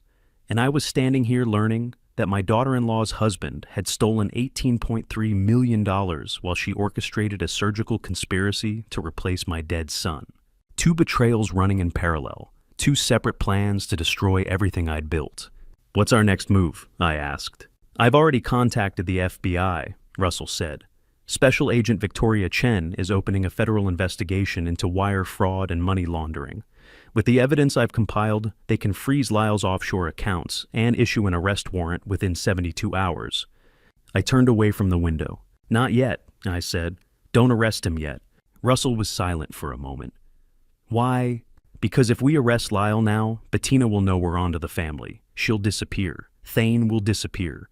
We'll lose our chance at the December 15th confrontation. So we let Lyle stay free for 6 more weeks, Russell asked carefully. We let the FBI build an airtight case, I said. We document everything. And on December 15th, when Bettina sits in that boardroom, thinking she's about to execute the trust and take control of my company, we hit her with all of it at once. The imposter, the fraud, the conspiracy. And then while she's processing that, the FBI walks in and arrests her husband for stealing $18.3 million. Maximum impact, Russell said quietly. Maximum justice, I corrected. We talked for another 20 minutes about evidence protocols, FBI coordination, asset freezes. By the time I hung up, my coffee was cold and my hands were shaking. Lyle had married Bettina in 2019, 1 year after intercepting the letter that could have brought my real son home. He'd spent 7 years working his way into my company, my family, my trust. And then, in September 2022, while his wife prepared to launch the most audacious fraud I'd ever seen, he'd started quietly stealing pieces of my empire and hiding them in offshore accounts, building his own escape route. 2 conspiracies, 2 betrayals, 1 family. And in 2 weeks on December 15th, she would sit in that boardroom thinking her husband stood beside her, with no idea the FBI had already built a federal case that would send him to prison for 2 decades. The call from Captain Osborne came at 7:43 on a Friday morning, 48 hours after the FBI had opened their investigation into my son-in-law's embezzlement. I was in Russell's office reviewing wire transfer documentation when his computer chimed with an incoming video call from a Barbados area code. "That's him," Russell said, clicking accept. The screen filled with the weathered face of a man in his mid-50s, skin darkened by decades of Caribbean sun, standing on a commercial dock with cargo containers stacked behind him. "Mr. Harrington," the man said, voice carrying the musical lilt of island English. "I'm Captain Nigel Osborne. I run freight routes between Nassau and Galveston, 43 years in Caribbean shipping. Your attorney asked me to keep eyes open for a man named Soren Harrington working maritime." My throat tightened. "You found him?" "I found him 3 days ago in Nassau," Captain Osborne said. "Working deck crew on the MV Pelican Run under the name Ben Carroll. Been with that ship 18 months. I showed the first mate your son's photograph. He's older, now thinner scar on his left hand from a winch accident, but it's him, Mr. Harrington. It's your son." I gripped Russell's desk to steady myself. "Where is he now?" Russell asked. "Pelican Run's en route to Galveston," Captain Osborne said. "Left Nassau yesterday with container cargo. 7-day crossing should dock November 18th, maybe 20th, if weather slows them." I radioed the captain, told him, "There's a man in Texas looking for Ben Carroll family business." Captain agreed to make sure Ben stays aboard until you can meet the ship. "Did he look well?" My voice cracked. Captain Osborne's expression softened. "He looked like a man who's been running from something for a long time, Mr. Harrington. Thin, quiet, keeps to himself. But he's healthy. He's alive. And in 2 weeks, he'll be standing on a Galveston dock waiting for you." The call ended with Russell arranging payment and coordination. I sat afterward staring at the blank screen, trying to process that my son, the son I'd believed was gone forever, was alive working under an assumed name and would be home in 2 weeks. Later that afternoon, alone in my office at Harrington Maritime, I pulled out the photograph I kept in my desk drawer. Soren at 20, standing on our marina dock, holding a halyard rope with easy competence.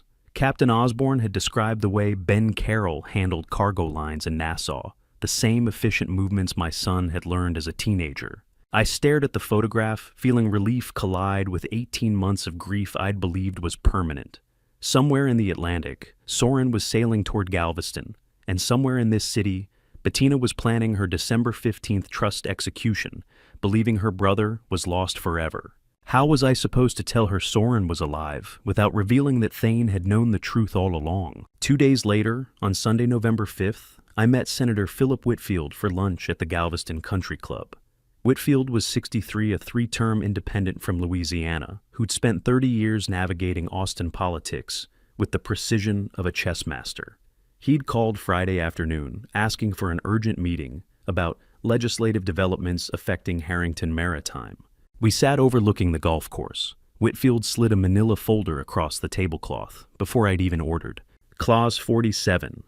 B," he said. "Amendment to Texas Maritime Commerce Bill introduced 3 weeks ago. Creates a regulatory loophole that would devalue AI-driven maritime patents by 60 to 70%. I opened the folder. Pages of highlighted legislative text, technical language about patent classifications. "I don't understand," I said. "Why would—" "Your son-in-law lobbied 3 Commerce Committee members to support it," Whitfield interrupted quietly. "Used the Harrington name, presented himself as representing your company's interests, told them you believed AI maritime patents were overvalued and needed market correction." The grilled redfish the waiter had delivered went forgotten.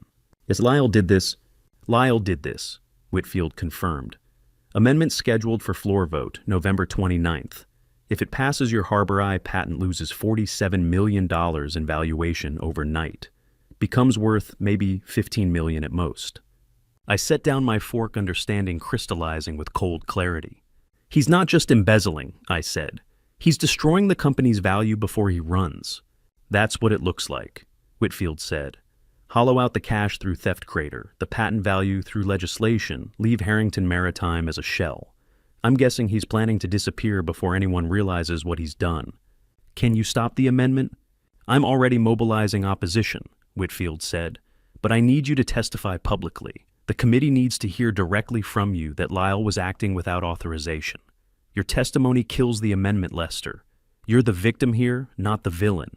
I sat in my car in the country club parking lot afterward, hands on the steering wheel, watching Senator Whitfield's black Lincoln pull away. 3 deadlines converging November 18th to 20th when Soren would arrive. November 29th, when Clause 47B would come to a vote. December 15th, when the trust executed and Bettina believed she'd secure control of everything. 34 years ago, I taught 8-year-old Bettina to read shipping manifests in this same parking lot, showing her how to understand the maritime business that would someday be part of her inheritance. Now, her husband was systematically destroying that inheritance while her co-conspirator prepared to steal it outright. Russell was waiting in my office when I returned at 4 p.m. "I found something," he said, sliding a document across my desk. "Lyle's marriage license application from 2016. I looked at the form. Standard Texas marriage license, Lyle's information in careful handwriting. But there was a notation in the margin named change documentation, Carson to Thornton, filed Harris County, June 2016. "Carson," I said. "I ran the name," Russell said quietly. Gerald Carson owned Carson Maritime Services, a Houston shipping firm. Competed directly with Harrington Maritime for Gulf Coast contracts through the 2000s. In 2009, you acquired their primary client base. Carson Maritime went bankrupt 6 months later. Gerald Carson lost everything: his business, his house, his retirement. He died in 2019. I stared at the marriage license, understanding shifting like tectonic plates. "Lyle is Gerald Carson's son," I said. Russell nodded. "He changed his surname 6 months before he met Bettina, 7 years ago. Everything since then, the courtship, the marriage, the CFO position, the embezzlement, the legislative sabotage, it wasn't opportunistic theft, Lester. It was revenge his father designed before he died. My son-in-law wasn't an ambitious man who'd exploited a vulnerable family. He was Gerald Carson's son, and he'd spent 7 years executing vengeance for a father who'd lost everything to Harrington Maritime's business practices. And I had no idea whether Bettina had been specifically targeted or simply a convenient opportunity that had presented itself to a man determined to destroy me. The silhouette stepping off Captain Osborne's vessel at 5:45 that November morning carried my son's shoulders, but 10 years had carved a stranger's posture into the frame. I stood on the private pier south of Galveston Island, Russell beside me, watching Soren Harrington, 38 years old, now weathered by a decade of Caribbean freight routes, navigate the gangway with the careful movements of someone who'd learned not to trust solid ground. He wore a faded work shirt with the sleeves rolled up, and even from 20 feet away, I could see the massive burn scar running from his left shoulder to his forearm, jagged purple-pink tissue that caught the dawn light like a topographical map of survival. Captain Osborne followed him down the gangway, carrying a single duffel bag. "He worked my cruise for 8 months before I knew who he was," Captain Osborne said quietly to Russell, passing him the bag. "Solid sailor. Whatever happened to him made him careful." Soren stopped 3 feet from me, didn't embrace, nodded. "Dad," he said. His voice was rougher than I remembered, abraded by salt air and silence. "Soren," I managed. We stood there in the pre-dawn gray, 2 men connected by blood and separated by 10 years of manufactured grief, neither of us knowing how to bridge the distance. "I can't go to the house," Soren said finally. "Not yet.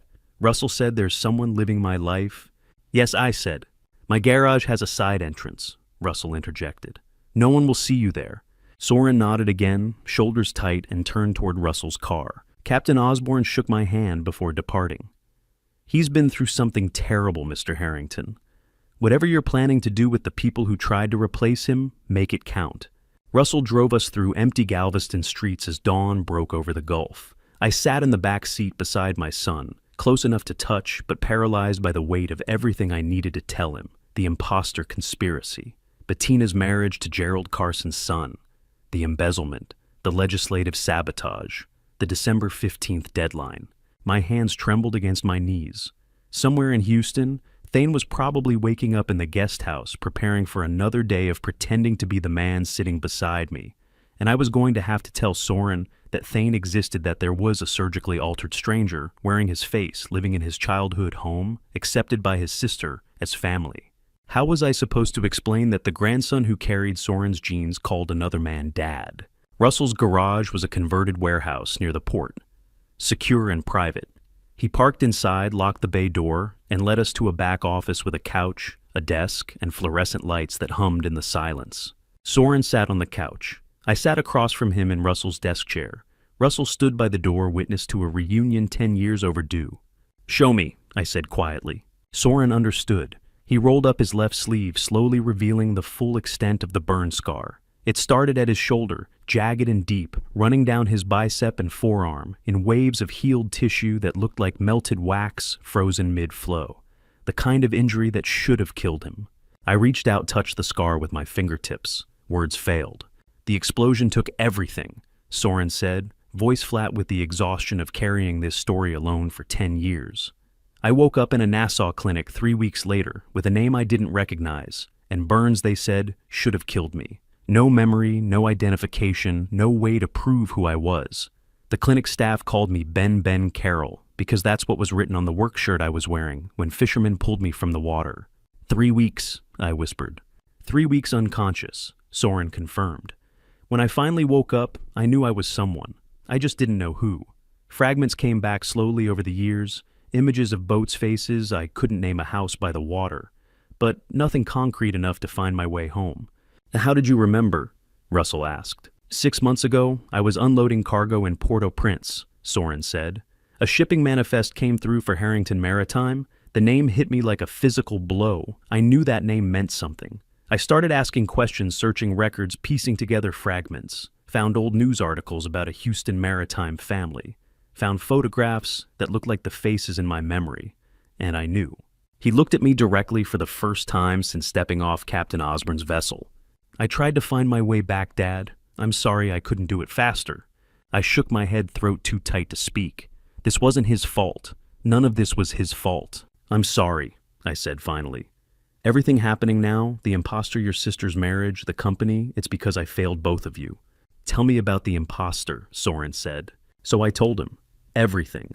The October 15th phone call from Bettina saying she'd found him in a Jacksonville halfway house. The immediate certainty that something was wrong. Russell's investigation, the surgical records, Dr. Edmund Reyes, and the $500,000 transformation. Thane's real identity. The trust execution deadline, Bettina's complicity, Lyle's embezzlement, and his Carson family revenge conspiracy. The Clause 47B legislative sabotage. 2 hours of information compressed into brutal factual sentences. Soren sat motionless through it all, processing a decade's worth of family betrayal in a single morning. When I finished, silence filled Russell's garage like water flooding a compartment. Then Soren asked the question that broke the moment. "Does Bettina know?" His voice was careful, controlled. "Does my sister know I'm alive?" I could have lied. Could have protected him from this final betrayal for a few more hours. But he deserved the truth. "She found out October 15th, I said quietly. "Russell told her the same day we discovered Thane was an imposter. She knows you're alive. She knows where you are. And she chose to protect Thane's identity anyway." The color drained from Soren's face. "She knew for a month," his voice cracked. "She knew I was alive, and she chose him." The burn scar seemed to pulse in the fluorescent light. Physical proof of 10 years of suffering, his sister had decided, didn't matter as much as protecting the man who'd stolen his identity. Yeah, I said. Soren stood abruptly, walked to the far corner of the garage, and pressed his forehead against the concrete wall. His shoulders shook once, twice, then went rigid with control, and I understood that the explosion 10 years ago hadn't just stolen my son's memory. It had given my daughter permission to forget he'd ever existed. Soren spent the 26 days between November 18th and December 14th in Russell's garage processing a decade of stolen identity while we built the case that would destroy the people who'd tried to replace him. Now, Russell's hand on my shoulder at 11:38 kept me seated in the terminal alcove 30 yards from gate D12, where my son-in-law would arrive in 9 minutes carrying $2 million and a passport that said his name was Daniel Reeve. "Holloway and Drummond are positioned behind the jetway service door," Russell whispered. "Briefcase has false bottom, $2 million in hundreds. Canadian passport under Daniel Reeve cleared customs flagging an hour ago. He's committed." I watched the gate area through the alcove's tinted glass partition. Qatar Airways flight 778 to Doha was scheduled to depart at 11:55. From Doha, Daniel Reeve could disappear into a dozen countries without extradition treaties. Lyle had planned this exit for years, the offshore accounts, the shell companies, the fake identity. All he had to do was board. "There," Russell said quietly. Lyle Thornton appeared at the far end of Terminal D at 11:43, walking with the unhurried confidence of a man executing a well-rehearsed plan. He wore a charcoal business suit, carried a leather briefcase in his right hand, and moved through the sparse late-night crowd like someone catching a routine international flight. No nervousness, no backward glances. Just calculated predation disguised as ordinary travel. He reached gate D12 and approached the counter. I couldn't hear the exchange from 30 yards away, but I watched him slide the Canadian passport across to the gate agent with the smooth efficiency of someone who'd done this before. The agent scanned it, checked her screen, and smiled. "Mr. Reeve, you're boarding Group 2, she said, voice carrying in the quiet terminal. "We'll call you in just a few minutes." Lyle nodded, took the passport back, and moved to the seating area near the boarding line. 7 years, he'd sat at my table, held my grandson, kissed my daughter. 7 years building this escape route while pretending to be family. I watched his hands rest steady on the briefcase handle. No tremor, no tells, just the cold calculation of a man who'd infiltrated my company, married my daughter, and systematically stolen $18.3 million as revenge for a father who'd lost everything to my business practices. And I recognized that calculation because I'd used the same ruthless efficiency 40 years ago, when I bankrupted Gerald Carson's maritime firm, taking their client base and leaving Carson with nothing. Predation ran in multiple bloodlines. The difference was I'd done it in the open through legal business warfare. Lyle had done it through fraud theft and a 7-year lie. At 11:46, the gate agent announced boarding for Group 1. Lyle stood smoothing his suit jacket, preparing to join the line. Agent Marcus Holloway stepped through the jetway service door first. 43 years old, 2 decades into FBI white-collar investigations, he moved with the practiced invisibility of someone who'd arrested dozens of fleeing executives. Agent Sarah Drummond followed 36 and specialist in financial crimes, holding the arrest warrant and evidence manifest in her left hand. They crossed the 15 feet to Lyle in 6 seconds. "Lyle Thornton," Holloway said, voice flat and procedural. "FBI, face the wall. You're under arrest for wire fraud, embezzlement, and conspiracy." Lyle froze. The briefcase slipped from his hand and hit the terminal floor with a heavy thud that echoed through gate D12. 8 minutes before cabin doors would have sealed. 8 minutes from escape. Drummond moved behind him, cuffing his wrists while Holloway retrieved the briefcase and set it on the gate counter. The agent who'd called Lyle Mr. Reeve 60 seconds earlier now backed away, eyes wide. "I want my attorney," Lyle said, the only words he spoke. Holloway recited Miranda rights while Drummond photographed the briefcase documenting the evidence seizure. The handful of passengers waiting to board watched in silence as federal agents processed the arrest with efficient, practiced movements. By 11:51, Lyle was cuffed, the briefcase was tagged, and Drummond was escorting him toward the terminal exit, while Holloway coordinated with airport security. Russell stood. "It's done. Drummond's texting Bettina's attorney now. She'll know within 30 minutes. We walked through the terminal in silence past security checkpoints and shuttered shops out into the December night. The parking structure was nearly empty at this hour. Russell's car was on level 3, and we didn't speak until we were on the highway heading south toward Galveston. "She'll call me," I said finally. "She'll call, and I won't know what to say that doesn't destroy her further. She made her choices, Lester," Russell said quietly. "October, November, every day she chose to protect the imposter over your company, over you, over Soren. Tonight she gets to live with those choices." I stared out the window at Houston's nighttime sprawl, imagining my daughter receiving the text from her attorney at 12:15 a.m. Husband arrested, federal charges, $2 million seized. And tomorrow today now, since we'd crossed into December 15th, she would walk into the Harrington Maritime boardroom for the shareholders meeting and see her real brother's face for the first time in a decade. How do you tell your daughter her husband is arrested, her son is an imposter, and her real brother is alive, and still expect her to function in 9 hours? You don't. You let her shatter tonight so she can face the reckoning tomorrow. Russell's dashboard clock read 12:28 a.m. when my phone vibrated in my jacket pocket. I pulled it out. Bettina's name on the screen, calling from whatever darkness she was drowning in after her attorney's text had arrived 13 minutes ago. My thumb hovered over the answer button. Russell's eyes met mine in the rearview mirror, steady and questioning. I thought about Soren spending 26 days in a garage processing the sister who'd known he was alive and chosen the imposter anyway. I thought about the shareholders meeting in 8.5 hours where Bettina would have to face the consequences of every choice she'd made since October 15th. I thought about the fact that comfort now would only delay the devastation waiting for her in that boardroom. I let the call ring through to voicemail. The phone stopped vibrating. The highway stretched empty ahead. And somewhere in Houston, my daughter was alone with the wreckage of her choices 9 hours from the moment when every lie would collapse, and she'd have to look her real brother in the eyes and explain why she'd chosen a stranger over him. I arrived at Harrington Maritime headquarters at 7 a.m., 3 hours before the board meeting that would change everything. Bettina walked in at 8:57 with Thane half a step behind her left shoulder. She'd chosen to fight with the imposter at her side rather than face this morning alone. She looked like she hadn't slept. Dark circles, wrinkled suit hair pulled back with less precision than usual. She'd spent the night processing her husband's arrest. Now she was here defending the man who'd helped destroy her family. Thane stood beside her, 37 surgically precise in every feature, his face a masterwork of manufactured identity. The absence of a burn scar was the one tell he'd never anticipated mattering. Elmer Delaney called the meeting to order at 9 a.m. sharp. 12 board members filled the mahogany table. Senator Whitfield occupied the observer seat. Russell sat beside me with 3 folders of evidence. This emergency session addresses identity verification for trust execution purposes, Elmer said. Dr. Sinclair, you have the floor. Dr. Verna Sinclair laid out the DNA evidence with clinical detachment that made genetic impossibility sound like mathematics.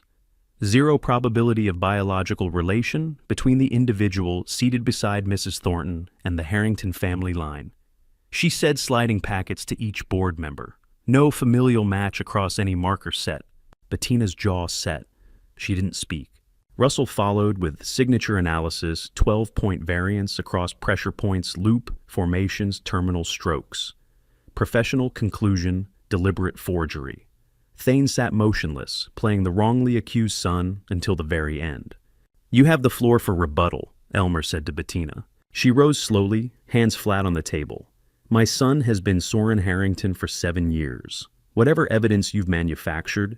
The boardroom doors opened. Soren walked in with Captain Osborne at his right. My son crossed the threshold wearing a dark blue button-down left sleeve, already rolled to his elbow, exposing the massive burn scar running from shoulder to forearm, jagged purple-pink tissue etched in waves, a topographical map of survival. He walked to the center of the room and stopped 10 feet from where Bettina stood, frozen. My name is Soren Harrington, he said quietly. I survived an explosion 10 years ago that left this scar and took my memory. I'm home now. The water bottle in Thane's hand slipped. It hit the table with a hollow thud. No, Thane whispered. You died. The boat... I didn't die, Soren said, turning to face him.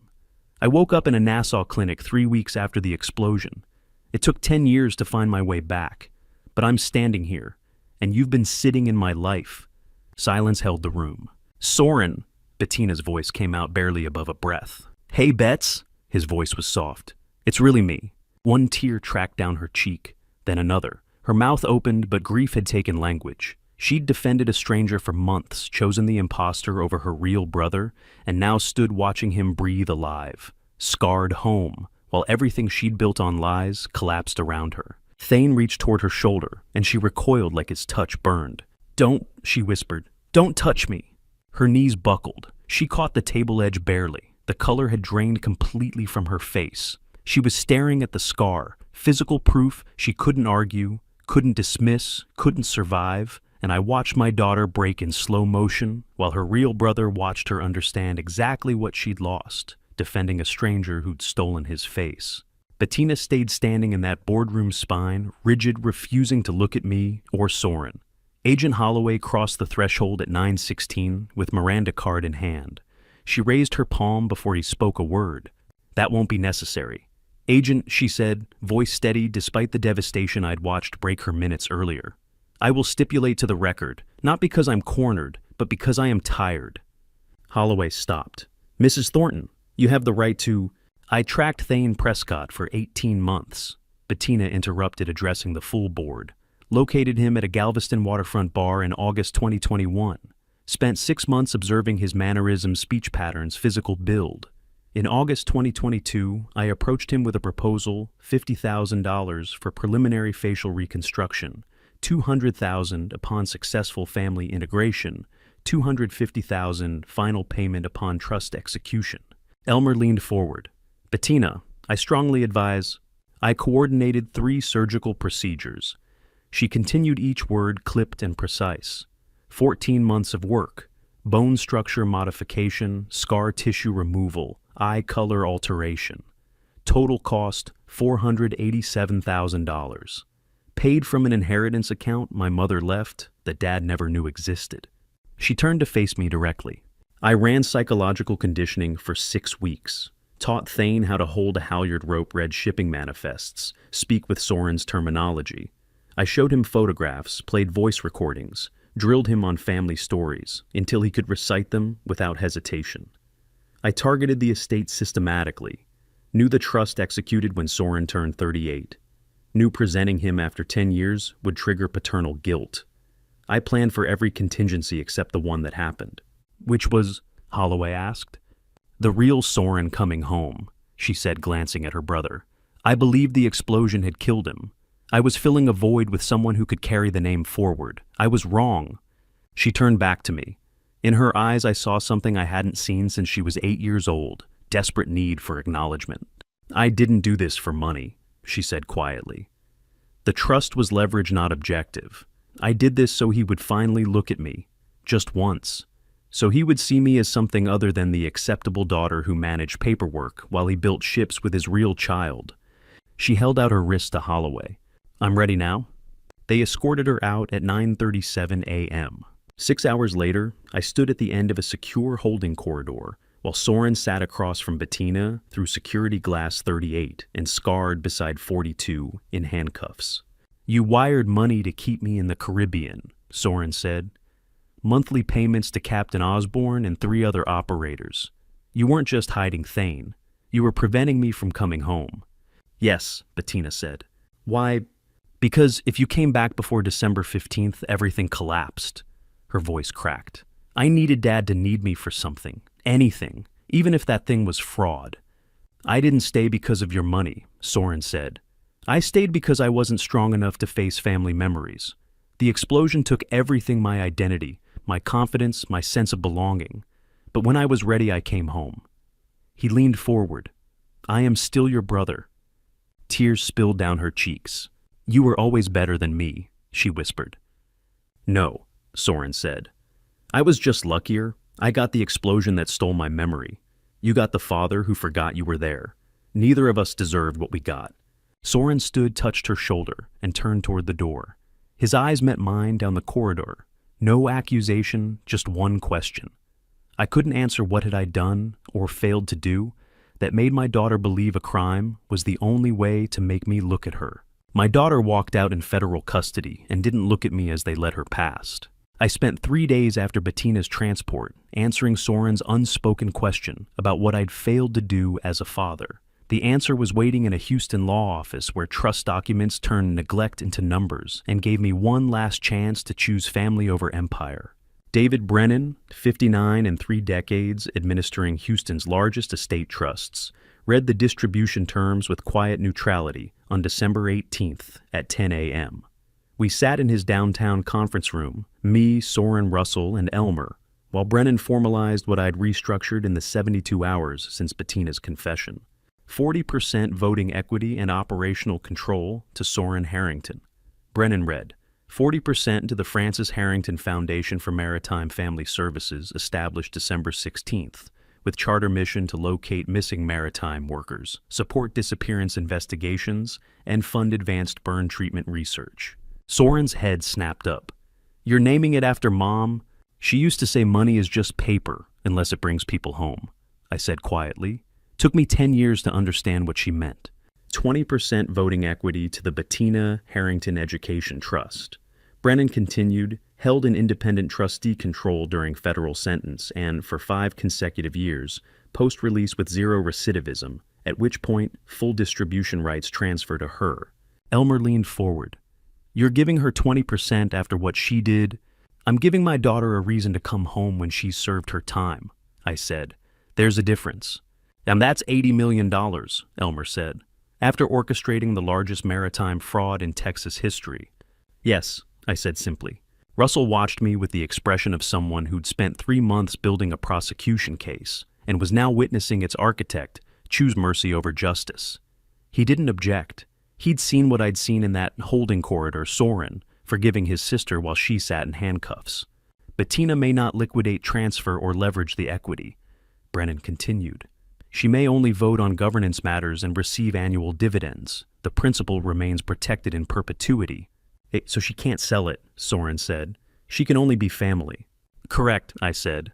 40% bearing Francis's name felt like keeping a promise 8 years too late, but still worth keeping. She'd spent her final months before cancer took her, in 2016, making me swear I wouldn't stop searching for Soren. I'd failed that promise for a decade. The foundation wouldn't bring her back, but it might bring other missing mariners home to families who still had time. $4 million annually. Brennan confirmed. Tracking services for 200 active cases per year. Family support for 300 more. Research funding for 12 major grants.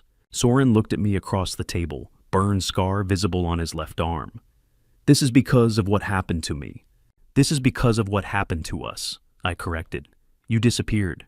Your mother died begging me to keep searching, and when you finally came home, you had scars that should have killed you and a sister who'd paid people to keep you away. If the foundation prevents one family from living through that, it's worth every dollar. After Russell and Elmer left, Soren and I sat alone with trust papers between us. Are you certain about this? He asked. $80 million after everything she orchestrated. I slid the final clause document across the table. Read the last line. Soren read aloud, Your brother forgave you in a corridor. I am forgiving you in a trust. Now forgive yourself and come home. He set it down slowly, then pushed it back toward me unsigned. Before you send this to her cell, he said quietly, add one line. Tell her I'll be waiting when she gets out. My pen hovered over the addendum space, understanding my son had just offered grace. He'd spent 38 years learning to give grace. I was only beginning to understand myself.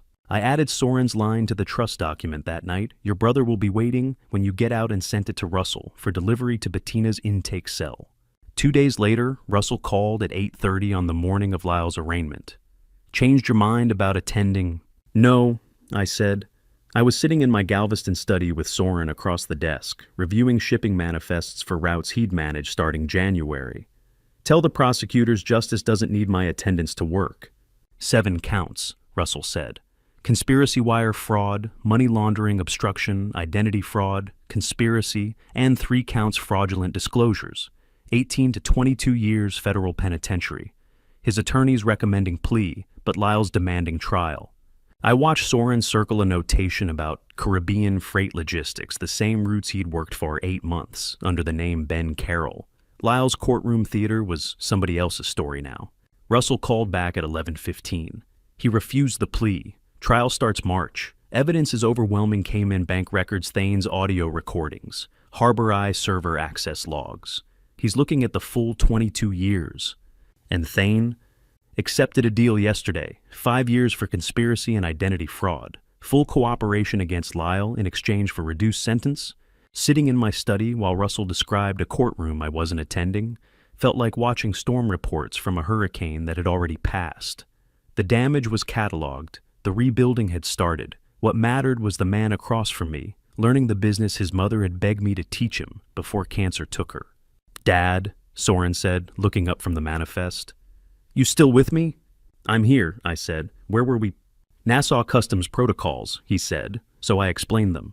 2 days later, I attended Bettina's sentencing at Galveston County Courthouse. She wore county orange. Her attorney stood beside her as the judge read terms. 7 years custody, 4 years minimum before halfway housing consideration, plus $2 million civil restitution. Cooperation regarding co-conspirator assets noted as sentencing mitigation. Remanded immediately. Bettina nodded once, didn't look at me in the gallery. Afterward, Russell found me in the hallway. She asked if you were here. I told her you were waiting outside. She nodded and went with the bailiff. I handed him the sealed envelope containing the trust documents, 42 pages giving my daughter 20% of an empire, and one sentence telling her she was still family. She needs to read this tonight, I said. The first night is the hardest. I want her to know she's not alone. Russell delivered the documents at 8 p.m. Bettina received them at 8:45. The next morning he arrived at my door with a single piece of county jail stationery folded in half. She sat with the trust documents for 2 hours, he said, then wrote this. I unfolded the page. 3 words in Bettina's careful handwriting. That was all. 3 words acknowledging 42 pages of mercy, $80 million in protected trust, and 2 sentences telling her she was forgiven and her brother was waiting. What should I tell her? Russell asked. Tell her I got it, I said. 3 words, I got it. I placed the page on my bedroom shelf beside Frances's diary. The room didn't feel hollow anymore. The shelf that had held only memories now held the first fragile thread of reconciliation. It's a start, Frances, I said quietly. That night, Soren found me reading Bettina's 3 words for the 10th time. What does it say? He asked. I handed him the page. He read it was silent for 10 seconds, then looked at me with an expression I couldn't quite parse. Should I write her back? He asked quietly. The question I'd been avoiding since Russell delivered the letter. Could my son write to the sister who'd paid to keep him away, who'd replaced him with a stranger who was now serving 7 years without choosing sides in a family barely beginning to heal? Or was choosing not to write, also choosing sides? I told Soren to write to his sister if he wanted to, that choosing reconciliation wasn't choosing sides. He nodded and disappeared into his office for 2 hours. When he emerged, he handed me a sealed envelope addressed to Bettina and said he'd said what needed saying. I didn't ask what that was. The Frances Harrington Foundation paperwork arrived December 29th with Soren's signature as executive director already dried on the incorporation page, and I understood my son had spent the week building his mother's legacy while I'd been paralyzed, wondering whether to answer my daughter's 3-word letter. The foundation charter listed mission parameters: maritime disaster survivor, support, missing mariner, tracking networks, family liaison services during disappearance investigations, DNA matching coordination with Caribbean port authorities, advanced burn treatment research funding. Soren had transferred the entire Harbor Eye patent $47 million in updated valuation as founding endowment. I found him in the Harrington Maritime Conference Room reviewing foundation operational budgets. You donated the patent, I said. The patent is worth more as Mom's foundation endowment than it ever would be as my inheritance, Soren said without looking up from the spreadsheet. 47 million can find a lot of missing sailors, maybe prevent other families from losing a decade like we did. I sat across from him, seeing Frances in the set of his jaw, the methodical way he organized numbers into purpose. Your mother would have built this foundation 20 years ago if I'd listened, I said. You're smarter than I was. I just had a better example of what happens when you don't, Soren said quietly. Senator Whitfield called that afternoon with news that Clause 47B had been struck from Texas maritime commerce legislation by 9-1 Commerce Committee vote. Your testimony killed it, Lester, Whitfield said. But your son's foundation made them embarrassed. They'd considered it in the first place. Hard to justify devaluing maritime patents when a Harrington just donated $47 million to help the industry. Legacy transformed from tragedy. My son turning a decade of loss into institutional help for families I'd never meet. Frances would have been proud. Bettina's letter mentioned 47 dead-tone calls before she stopped trying to tell me the truth. The same number as the $1 million valuation of the patent Soren just donated to find missing sailors. And I wondered if forgiveness requires noticing the numbers that haunt us, or learning to stop counting altogether. The second letter from Bettina arrived December 30th, pages long instead of 3 words. I read it in my study while afternoon light slanted through the windows. She detailed her journey the October night, discovering the imposter on kitchen tile, the 47 calls to my voicemail, trying to confess before Thanes Harbor call at 4:07 a.m. on October 15th, the choice to stay silent because my voicemail felt safer than my judgment. She described watching Soren walk through the boardroom doors, seeing the brother she'd buried, standing alive with a burn scar that proved everything. I understood I'd spent 7 years protecting a ghost, while the real person waited in the Caribbean. She wrote, I chose wrong, I chose fear over truth, comfort over courage, the imposter over my brother. I'll use these 7 years to figure out why I break when it matters. When I walk out, if you're still willing to look, I'll be here." I read the letter 3 times before setting it beside her, first 3-word message on my desk. If you're still willing to look. She'd spent 42 years believing I wasn't. December 31st. At midnight, Soren and I sat on the veranda overlooking Galveston Bay, where I'd spent 10 years alone watching water and waiting for a son who'd been alive the entire time.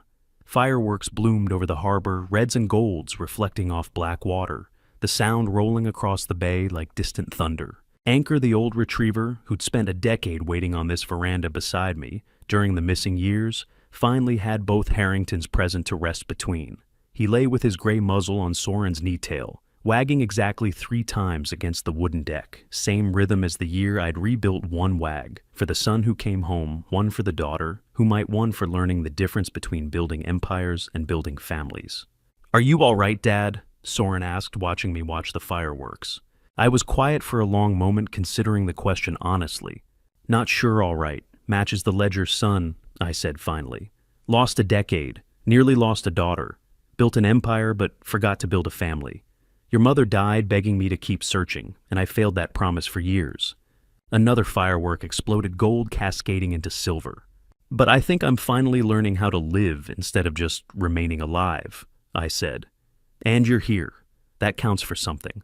Soren reached over and gripped my shoulder once, then released. We sat in silence, watching the bay light up with celebration, while Anchor's tail thumped 3 more times against the deck.